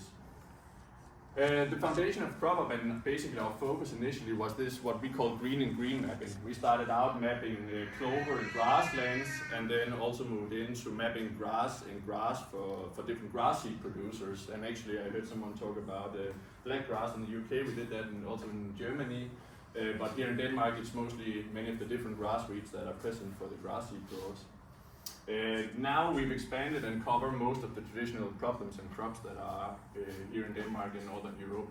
And then we work very closely together with the farming consultancies and also Geco Innovation. Most of the different farming consultancies in Denmark that has a drone has been crucial to where we are today, and we basically built our entire platform through the feedback from the different drone pilots and farming consultants. So on the more technical side, why use AI drones for weed detection? So first of all, let's start with why use AI and deep learning in the cloud. What we tell, Andreas talked a lot about being eye level with the farmers and talking expectations. What we say is that can it be seen with the human eye on an image, then a model can learn to map it automatically. That's basically the idea. If it cannot be seen because the crop is starting to cover the weeds, of course the drones can also not map it. We use purely RGB images, so it really goes to show that what can be seen with the human eye can be mapped. It also means that it's not limited by camera settings or clouds or shadows coming in, because a human would also be able to say, well, that's the thistle in the sun and right next to is the thistle in the shadow. So as long as the human can see it because the shadows aren't completely black on the images, then so can the algorithms. And also when it's in the cloud, we have access to the most powerful models that we are building on top of some brilliant researchers, building on top of the Mars to Former model. And right now, I think we are a bit over 400 million floating point operations when we are processing. And for comparison, most of the biggest real-time models that exist, for example, YOLO 11 is on 60 million. So it just goes to show that when you put it in the cloud and you don't have to operate in real time, you also get access to very, very powerful muscles. And it also means that once it's in the cloud, you actually have access to some of these very physically large computers, so you don't have to have them out in the tractors for real-time applications, and they're very expensive. So why use drones? There was a lot of discussion when we started Akson Robotics where we should put our focus, but we saw that drones were emerging so fast, they were very cheap, getting a lot cheaper. And we could use any drone as long as you take RGB images and ideally has RTK GPS. But that means you can get started for 5,000 euros, and then afterwards it's just 10 euros per hectare in AI processing. So it's pretty fast and cheap to get started. It has a very good balance between image resolution and time use. When you're flying, Andreas flies very low compared to what many of our other users do. But generally the rule of thumb is like 1 hectare per minute. But for some applications like Italian ryegrass or black grass, when you're just looking for the patches, you can go over 100 hectares per hour in flights. And you can also, with the drone, have the option to go low. If you need something like this, where we were mapping very tiny little grass or snarlepile in a potato field, then you can go very low, so you can actually get very, very high resolution images from the drones, and they fly by themselves, so that's also very nice. The biggest decision, or the biggest reason for our decision was this one, that if you have real-time systems, the farmers, they didn't know how much chemistry they should mix up front, so they had to make okay, I'm gonna mix 1,000 liters, and then if they only use 500, well, then they have mixed twice as much as they need. But when you fly it and map it and generate the spray map, you get an estimate of how much chemistry you actually need to be mixing. And then of course is the whole thing that has a very promising future. Right now you have to stand as a pilot and look at the drone, and you have to also go back and drive out a very large tractor just to spray 300 liters. But once drone laws permits autonomous drone flying beyond visual line of sight, and also when we can actually use the spot spraying drone so you don't have to drive your tractor out to the field for these sprays, then it will be even nicer. And the final thing here was the flexibility in time for mapping versus when you're going to spraying, because sometimes you can actually go out and map your weeds way before you need to spray it. We saw a lot of consultants flying stock fields in October and then they use the spray maps from October. As soon as the farmer starts seeing the thistles, then they can basically use that map in the coming spring. So that flexibility where you don't have to pull out machinery or plan the flight necessarily the same day or time as you need to do the spraying is also what we're seeing being very crucial. Oh yeah, and then many use cases, but that's not what we're here for today. This is just an example of probably last year it was over 70% of all that we did in the season, but mapping these thistles inside the weed and then generating the spray maps based on that. But how to use CropUp? So it's a tool for both farmers, farming consultants, drone pilots, whoever has a drone and an interest can get a login. The first step is to plan the flight, and as Andreas said, it's about timing and it's about figuring out what do I want to see and which of our models do you want to use. As soon as we know what you want to map and we know what drone it is, then we can generate the optimal flight path so you don't as a pilot have to spend time generating your flight route and settings. Then of course you fly the field, you upload the images, and then we map crop, weed, soil with different weed categories, and in some cases, depending on how low you fly, down to centimeter level precision. You can then inspect and filter the results based on your preferences, and then generate this flexible spray map where you can choose these buffer zones, you can choose the detection categories. Do I only want to spray the root weed categories, or do I want to include other categories? What dosage you want to use. Basically, we try to empower the farmer or the consultant to make the right decisions. And then finally optimize the spray map until you're satisfied. You can see it over there. You can sit with a brush and pencil to update it, and then export it to various terminal formats. This might seem like a lot of steps, but actually when you get used to using the platform, step 5 to 8 takes often less than 5 minutes. You will see later I go through it in a video. I do it quite fast, but it's also to show that once you know how you want to generate your spray maps, and you often want to use the same settings for the same farm, you can do it quite fast. Let's see if we can get this one to play. Wait, the resolution is not ideal. Let's see if the internet can handle this. So this is just a 100-second run-through of the platform where I start by creating the mission, giving it a name, selecting what field, which of the different crop models we want to use, also where are we in the season in terms of what I want to be mapping, and then whether I'm flying high altitude or medium altitude. That's just a drone setting in terms of how fast you want and how much capacity. In this case, the field had already been flown, so I can just upload the available images. And then, of course, I've done the favor of speeding up the upload, but that's just limited by bandwidth. And since we don't use multispectral images or raw images, it's just JPEG, so that's quite fast.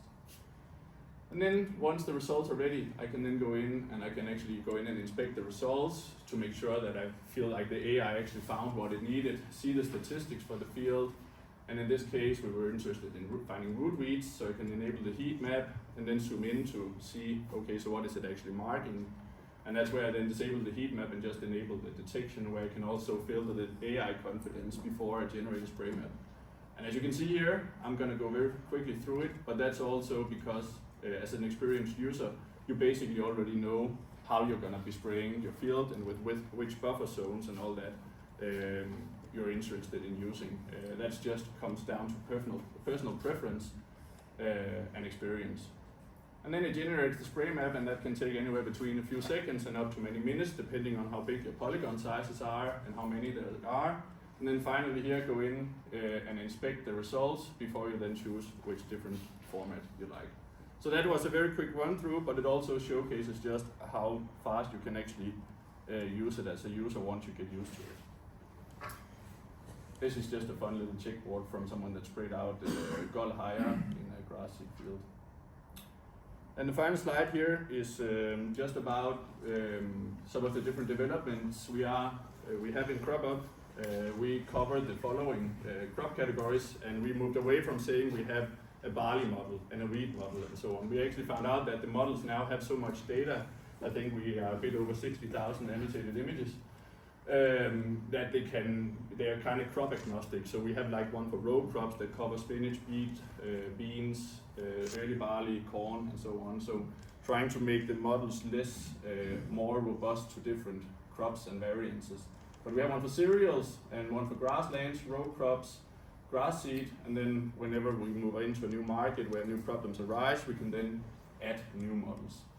And then we integrate with farm management systems also, so you can get your data one place. So in this case, we just launched an integration with CGIS' Crop Manager platform, so the drone images also end up over in Crop Manager for the farmer to use for further planning. And yeah, this is just an example of one of the most wacky situations. We had a grass seed field with over 3 different weed types of different grass that we had to segment into different categories. But the result was okay. So yeah, that's what I have. Thanks,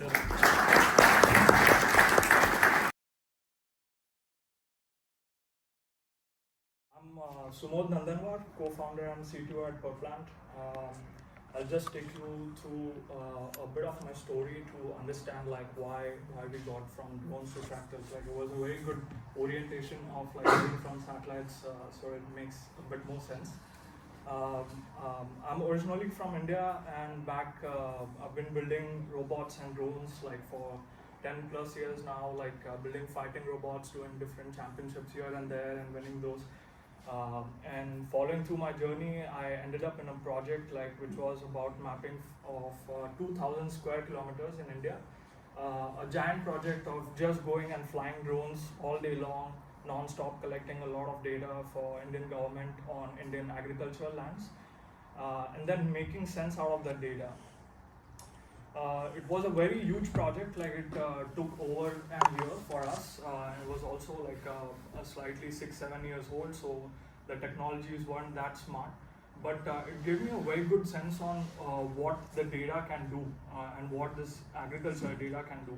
Following that, and India's biggest seed manufacturer company came to us to ask for doing or setting up their research precision agriculture research lab and automating their phenotyping process. So comparing the human breeders data versus the drone data coming from different sensors, and how we can use that to compare that with the human breeders data.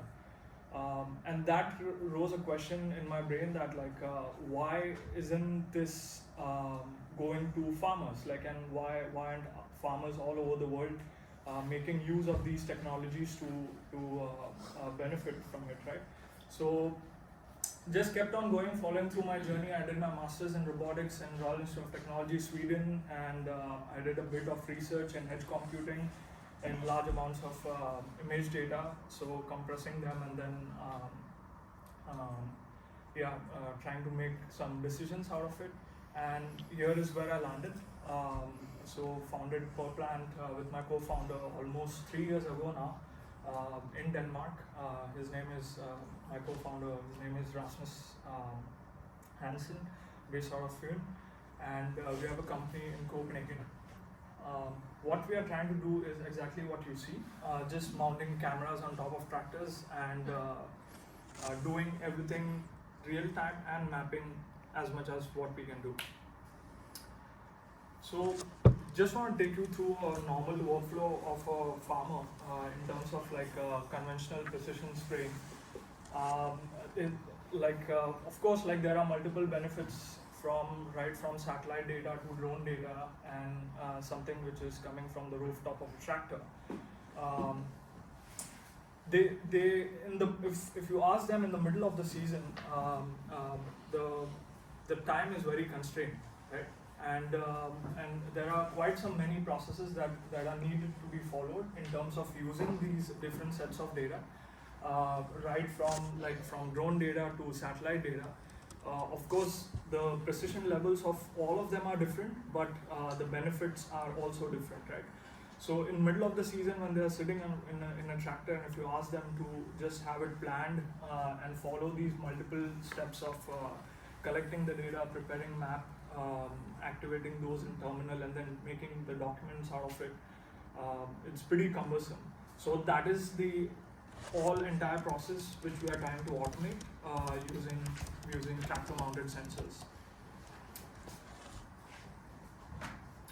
So exactly what through my journey is what I realized, like why not mount a drone on top of a tractor doing all real-time computations and analyzing all the data in real time and making the decisions as fast as possible so that they can be applied to the farmers' existing machines and their existing sprayers. This is what all we do. Like since the tractor is farmer's favorite machine, and cameras are sitting on top of tractor. Tractor is a machine that goes in the field most amount of times.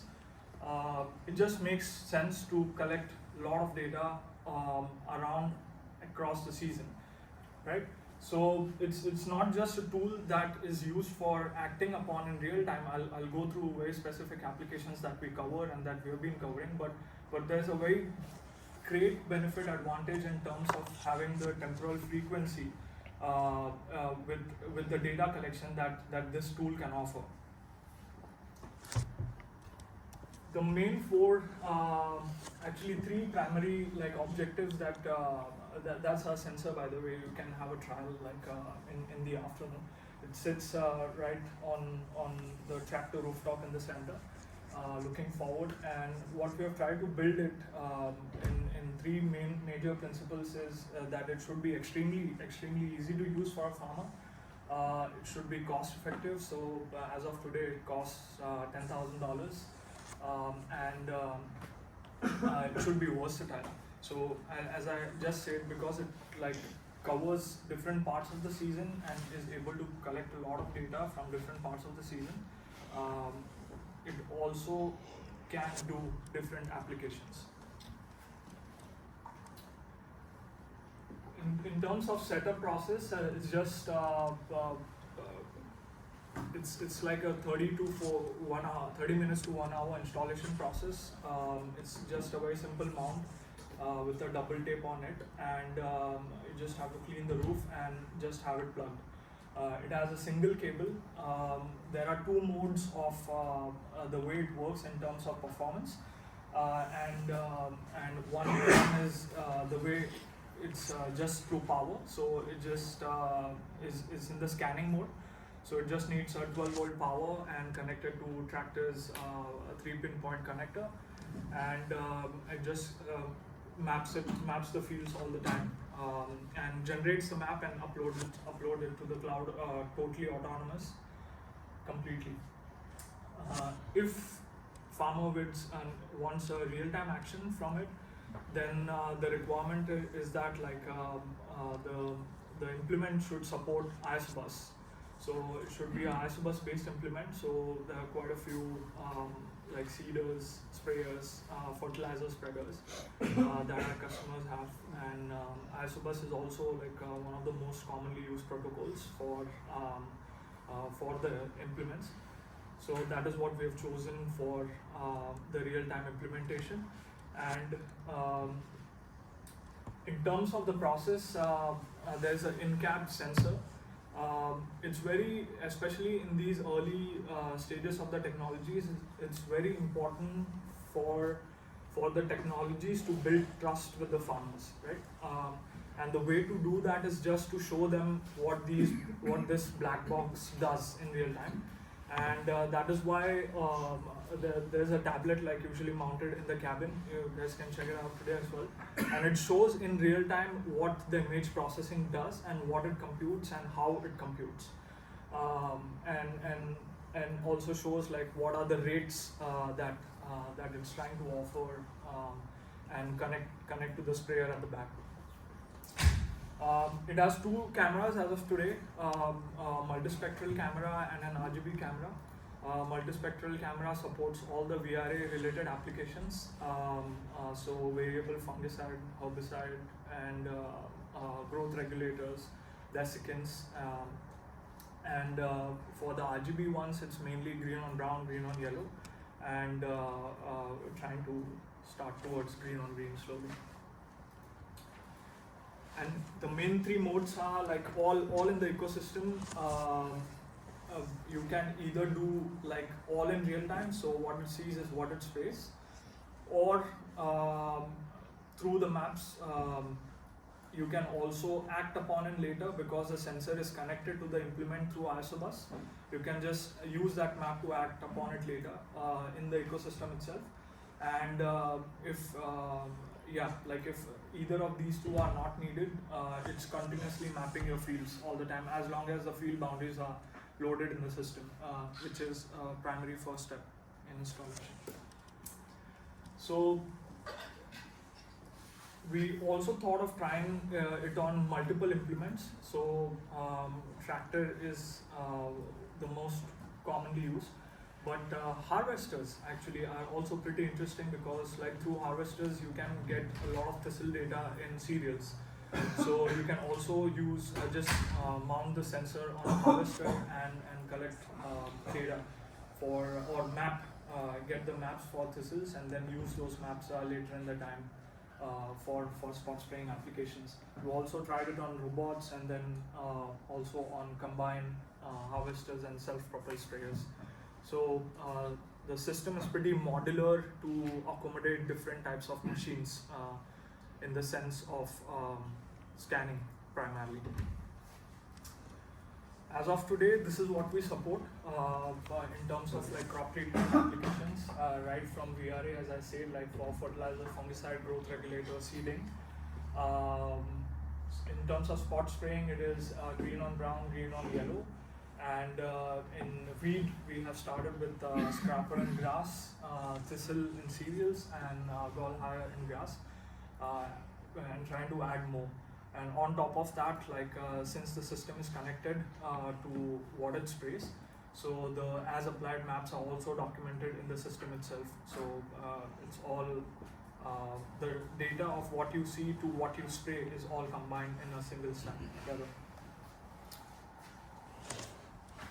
There are two main primary softwares.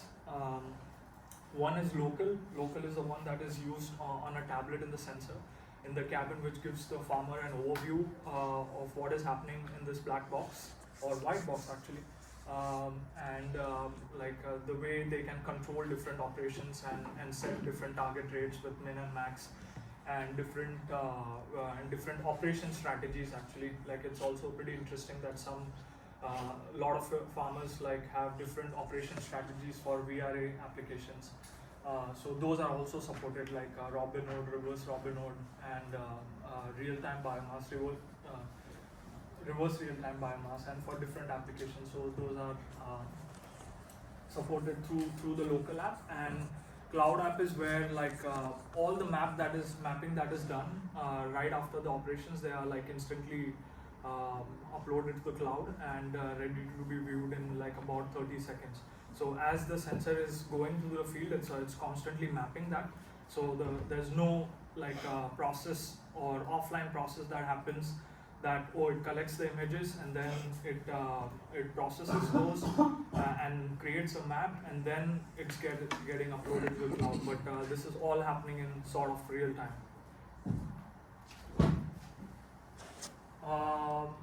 One another interesting fact, this season or over the past season, we have about like 42 sensors so far in 5-6 different countries. So we've gathered quite a amount of data in different crops, all across different seasons. Sometimes even in nights, which is invaluable, but we'll try to make it valuable somehow. And that is like immense amount of knowledge in a way. The major problem in this industry has also been that alright, there are a lot of like data collection tools, but the farmers' problems are not being conveyed properly to the technology providers, right? And how do we do that? So that was the question. So we came up with this platform. And this is nothing but like all the data collected from the sensors from different parts. They are stored on the cloud, and farmers can access those data very easily, and then just tag those like just on a tablet in a very easy way, and just tell that, okay, like this is a problem, this is a problem, this is a problem that I would like you to detect. And like so far we have seen that it's been very easy for them to convey that to us, and then it's on us to create the models and launch those on the sensors so that like the actual value is created from that data altogether. Going further, so I'm also discussing it with Guy to have like a open source data challenge around this, and to find out like what can be done from this huge pool of data set from different crops, from different lighting conditions, from different growth stages, and like what are the different problems that farmers are facing that would be great to solve in an automated way. This is what we have achieved so far in the distribution of sensors and distribution of fields, like across Denmark, a little bit in Sweden, a little bit in Germany, in Netherlands, in UK, and total, like in terms of like operation registration, like we have done around 6.3k operations in total, and have covered 134,000 hectares. That won't be 100% right, because it's just like a direct correlation of operation registration. So farmers go on trials and stuff, so they don't cover all of their fields. But this automated scanning has scaled it quite a lot, because they don't have to do anything as long as it's powered. In terms of like actual savings, like majority of it comes from came from like green on brown and green on yellow, and also it has we have seen quite good on green and scraper and grass trials going on in Netherlands, and on an average we're getting around like 51% with the product use across fertilizer, fungicide and herbicide use cases. And this is the distribution with primarily AgPrecision in Denmark and Sweden, and Hamburg in Netherlands, that we have covered 6 different countries around with different farmer segments, right? And these are the brands that we have supported like so far from different implements, right from like John Deere, Hardy, Amazon, horse sprayers. Some of their, like I know Nitro and Miller are quite popular in Australia. It would be great to try those, but yeah, we haven't tried them yet. And this is a brilliant team, brilliant brains working towards the goal, which is making every plant count. Thank you.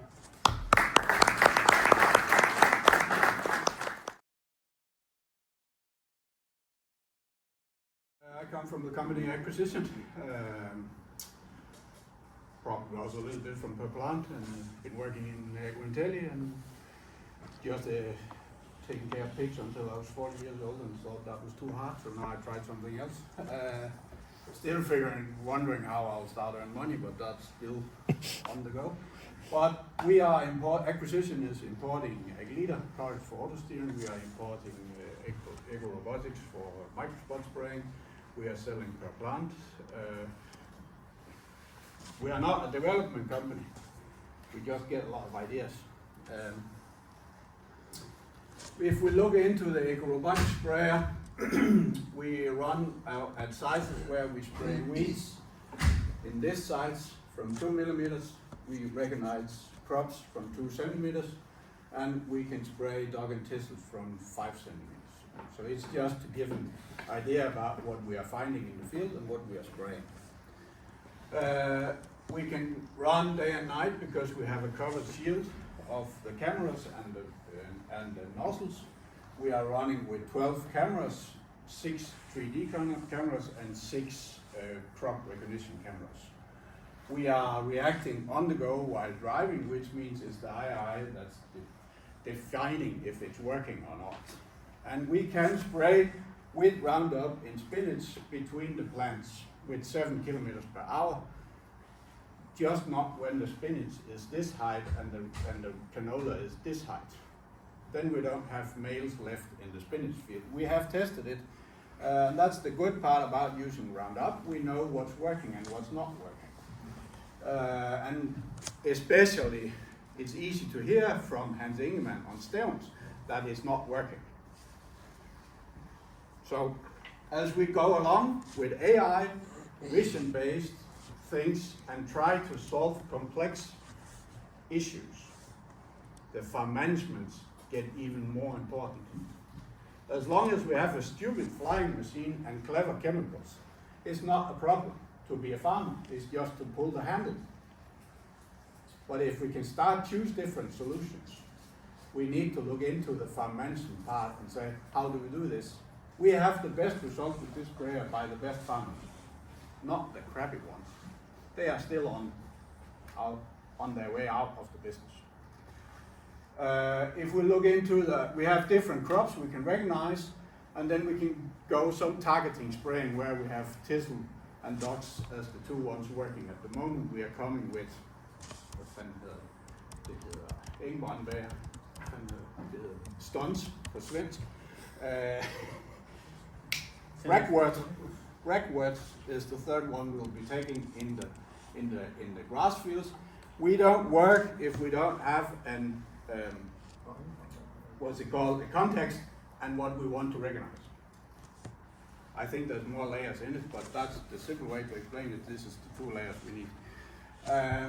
These are the crops we're running in. The absolute biggest crop we are running in is onions.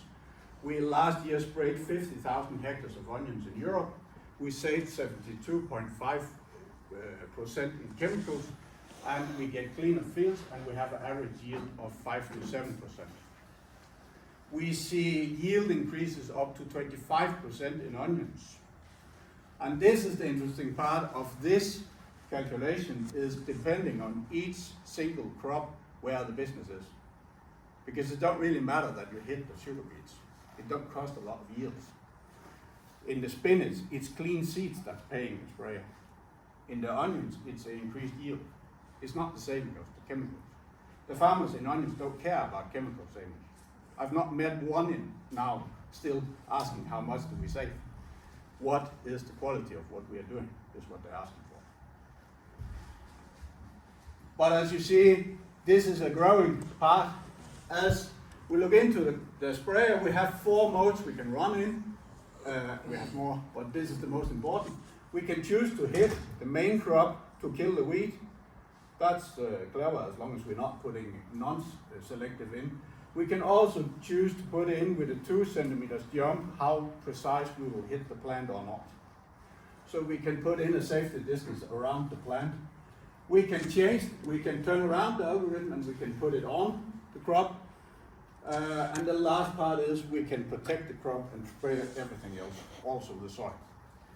This is being tested in onion right now to see if we can run with soil herbicides later in the season. We don't know how it works because we hope it will rain afterwards and go a little bit closer to the onion, but I think that's a little bit theoretical. We can of course go all green. I've never used it. I'll show it today. We can combine it with target size, which most of all has been used for fertilizing salads. So we have the same size when we harvest. So we can fertilize small salads to be the same size as the biggest. This, I think, is really, really important for the future when we talk about OneCropHealth or other projects where we can say, we can targeting what we want to do. I think in biostimulants and everything else, but there's I have not seen any solutions yet that in prices is cheaper than the ordinary chemicals, which means we need to use them right. Band spraying, if we don't know the crops, we can go for a band if there's 22 centimeters. Yeah. Easy to use, controlled by a tablet. You can't do anything with the sprayer if the piece is not started. If you have unmounted the camera cables and forgot to put them in at night in the weekend, it's not working, this fucking sprayer. And it takes a long time because you think it's just because the computer is not starting up. And you restart and restart and restart, it's easier to plug in the cables again. And we have, of course, a cloud where we documentate on 16 square meters how much chemical we're using. We are not documenting what we're doing on each crop. We don't have any precision on it. Yes, we have a GPS system with 0.5 meter precision. The company EcoRobotix don't know what a shapefile is, and they don't know what isobus is. This is really interesting when you're selling auto steering and you don't have any hair left because you've been talking isobus the last 15 years in the company. That they don't use that at all is in sometimes a very big advantage, because then I just turn on the sprayer and turn on a tablet and I turn on the tractor and then I drive. I'm pulling a robot with a tractor. That's what happened with this sprayer. Where it's a disadvantage is when people like Albert is able to find something in the field. I can't spray it with a precision sprayer, and I just bought it for 1 million Danish crowns. So as a farmer, it's just, yeah! Why can't I spray my grass weeds in a grass field when I can find the grass weeds and I have a sprayer with 4 centimeters between the nostrils? So God damn it, startup companies, work together if you want to have a business, or fuck off. The farmers are not going to buy 25 different products to solve their issues. They are stopping farming. Get into business with your startup companies. Your ideas is really important and really good. Yeah, the last thing, the machine can be run by a tractor of 120 horsepower because we have to be able to lift the front tank on the front axle of the tractor. The back of the sprayer is weighing 1,250 kilos. So an old tractor that can deliver hydraulic power to a front pump and the folding system on the sprayer can run this one. Then we take the power from the PTO and charge the batteries. This is simple to get started with. We have built a hydraulic pump for the PTO because it's extremely annoying every time you go out, mix more chemicals. The PTO is stopping and you forget to turn it on again, then you've not power 20 minutes later and you have a farmer calling from far field. So that's why we built a hydraulic pump, so he's not calling again. As a company, we concentrate on being at the farm when there's a problem. We have cars around in Denmark with 1 hour to all farms in Denmark except Bornholm. So our main issue in the company and what we want to earn money on is service and support. We import and sell things we can earn money on selling.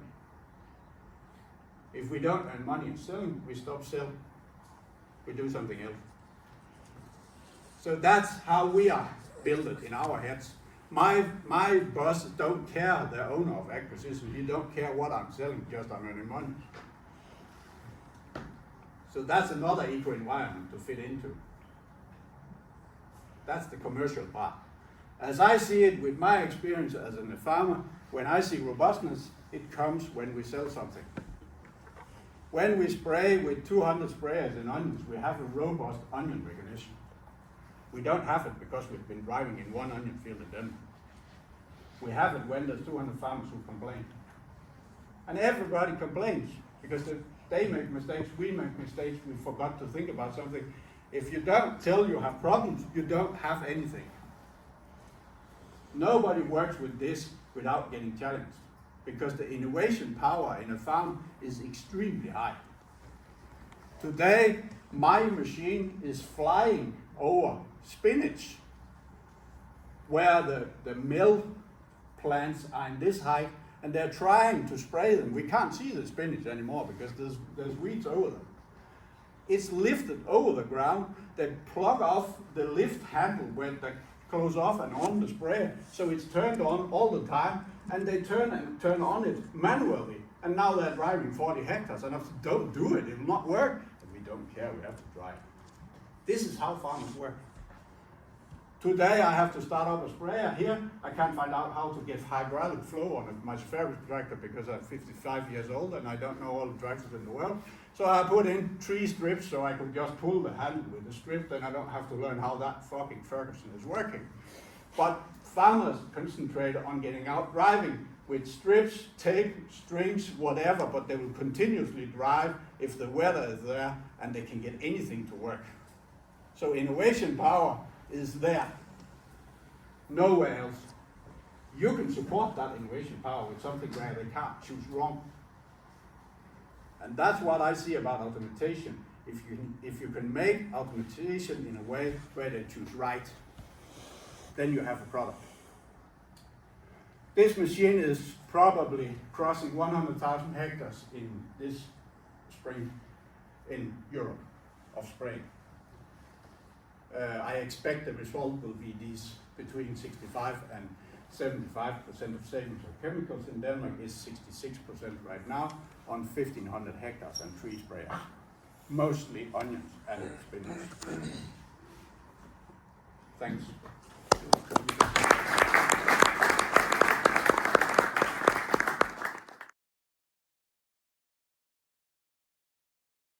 Thank you for having us here.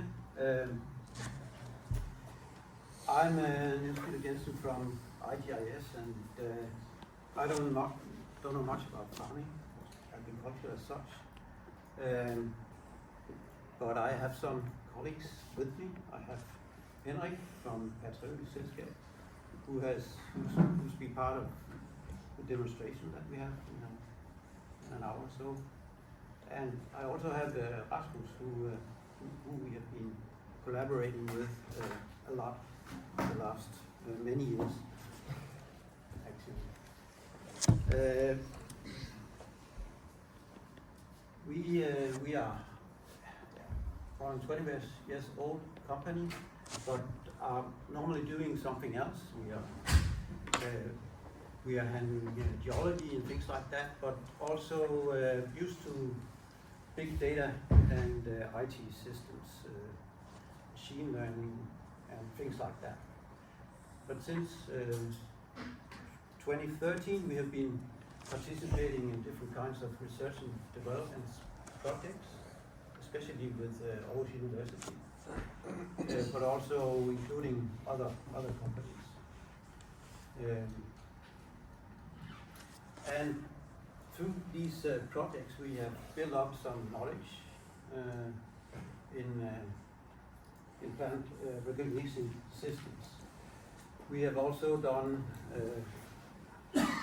gained experiences in camera systems and a lot of knowledge about how to actually cope with these data. So what is RoboWeedMaps? We call it a service. We have some data collection, which is done by our partner, PerPlant, who collects data in the field, pass it to us, to RoboWeedMaps, which then makes different kinds of maps that is then passed through a farm management system, which then can do spray maps for treatment to deliver to the farmers. That's the general workflow. So much of this is actually not something that the farmer is involved in. It's he asks the consultants to deliver a spray map, and then this is being delivered to him.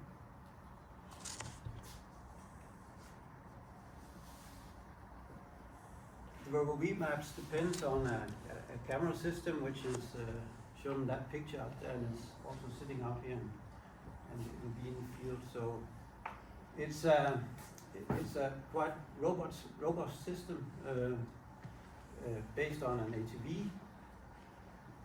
It takes images every 5 meters in a grid with a speed up to 30 kilometers an hour. The capacity is these 120 hectares a day for one system.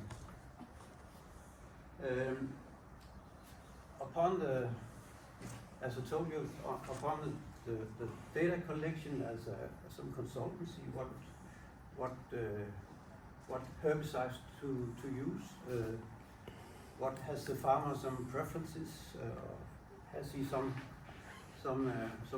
herbicides sitting back on his shelves. So that's normally something that comes on top of the service. It has now been running for 5 years. The last 2 years, more or less, commercially, with these partners.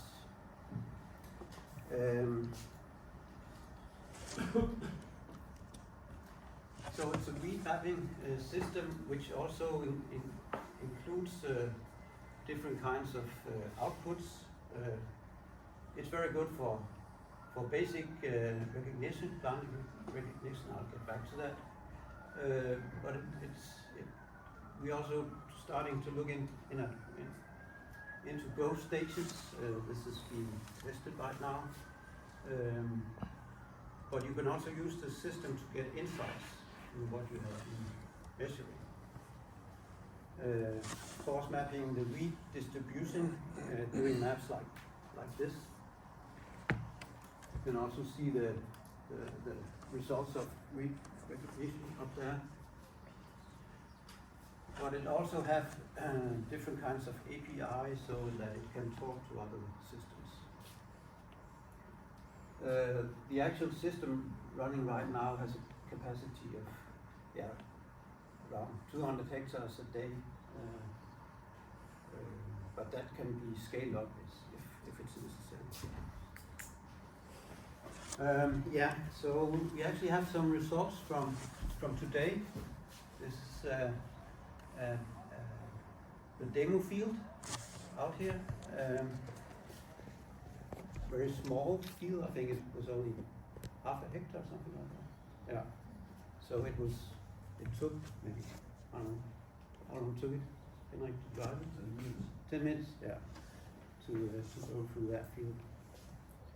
And here's some results. Camille and Kissel. Just note these two images here. The other images is actually the density of the what's that called in English? It's a count and the coverage. Coverage So how much does the weeds cover of the image? Yeah. So it's a good indicator of how big they are. Yeah. So there's red is high numbers, and green is low. Here we have the die cuts and monocuts, and there's certainly some patterns here to have a look at. We also has done a spray map. I didn't get it before putting this together, but I got it on my computer. We can have a look at that later if you want to. Yes. And the spray map is done by Niels-Peter farm management system via a process you are running through. You make some decision on how much you will allow in terms of density of weeds.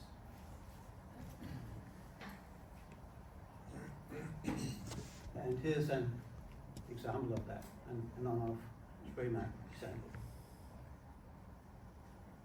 Again, it's a hassle because of all the different file formats you have to support, but I guess it's getting better and better, more and more standardized, or at least we know more about it.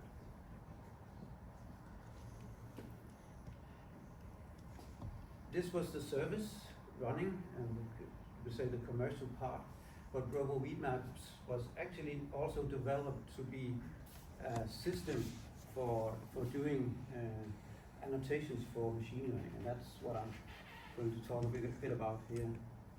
So training data for enhancing the models lying beneath. So a lot of effort has been put into that, and a lot of years has been put into that. So it's quite effective in that sense. You can hunt for species and different situations.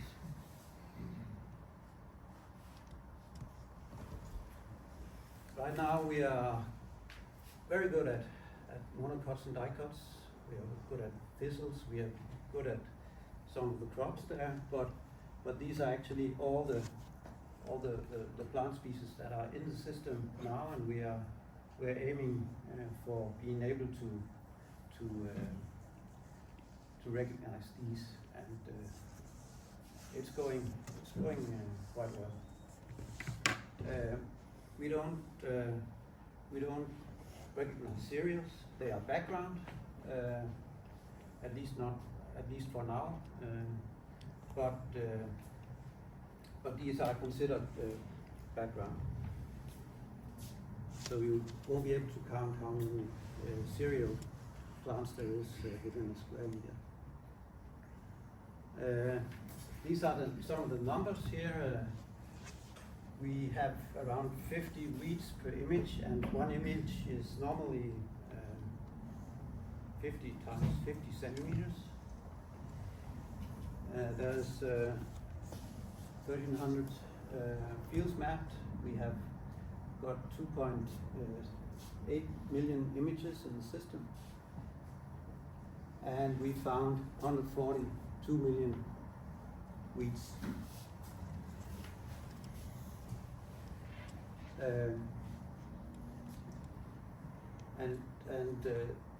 These fields is about 6,900 hectares, and if we look into the training basis, we have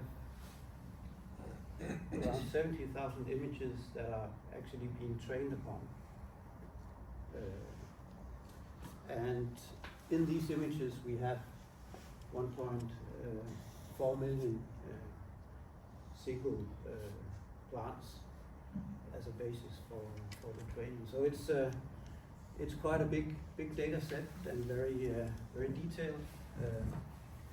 We are running in continuously training and updating the data sets, and this is it takes time. Right now it takes about 14 days to do a training with our system, but we are now up to number 139 for those who are interested in that. Yeah. So what we are interested in RoboWeedMaps and I-GIS. Of course, we want more users to use the system.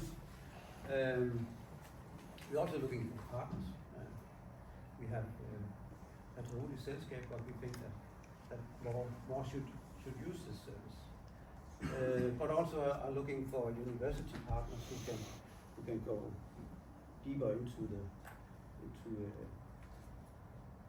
things behind the services. Yeah. Just skip to this. Some pro and cons here. The ATV system is actually quite robust. It brings its own light, which is very important. It's quite dependable. You can trust when you go out, you'll get some images back. Unless, of course, it's a very wet condition. But it's quite robust. So even in the middle of winter, you can actually go collect images. But it's not as such only dependent on ATV, but we chose that at some point in time. it's not a real-time system with the cons that has been talked about. You can do the right kind of decisions on what to bring to the field. But on the other hand, it's not a real-time system, so there's also drawbacks on that.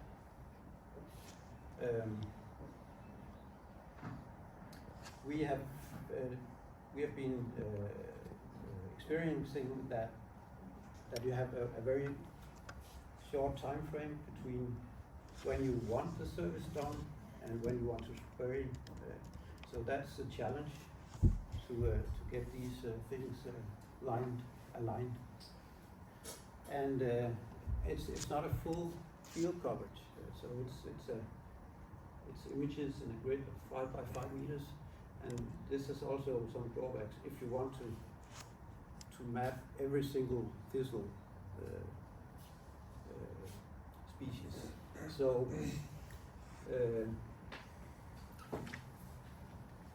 pros and cons. It's a very huge database we got, and we have a nice workflow of implementing new plants. And what I think is very important is the human control of the training data. And I have something to say about that in a moment.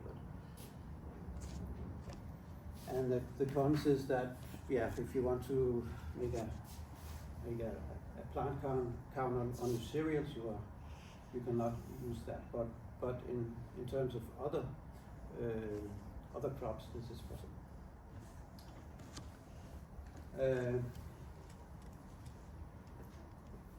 What we see as challenges, it might not be what you experience in the other companies, is that we cannot feel that the regulations or politics and incentives really supports precision farming or precision weed control. The price of it costs about 150 to 200 kroner might be a challenge. In some cases it is, in some cases it's not. Some cases there's a good business case on it. But we are also challenged by the trust of farmers. I guess it gets better as time goes by. When more and more are used to these kinds of services or data. One important thing that we have noticed is that you have to update your data. You have to be able to react on new situations. We have that in a number of cases. Here in spring we had frosted wheat that actually looked like grass. So what to do with that? We had to do a training, and that training made recognition possible. Pine tree needles is another case. Pine tree looks like grass, and suddenly you have a lot of grass weeds next to a pine tree forest. So that's very important. It's not something that you just do one time and then it's okay for the rest of the time.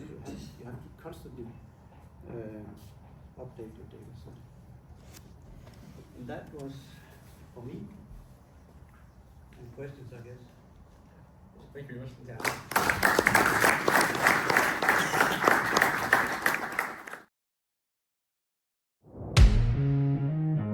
That's the Owl Field Station, and that's where Group 2 with Jesper, Svensgaard just here, light captain has been started. This is the Owl workshop first, and then afterwards you'll see the Owl Field. Right here is 16 lasers, class 1 0.4 milliwatt lasers. We have the 16 channel Owl, and it's running the same green detection, but rather than producing 4 outputs, as you run the green underneath it, you'll see the lasers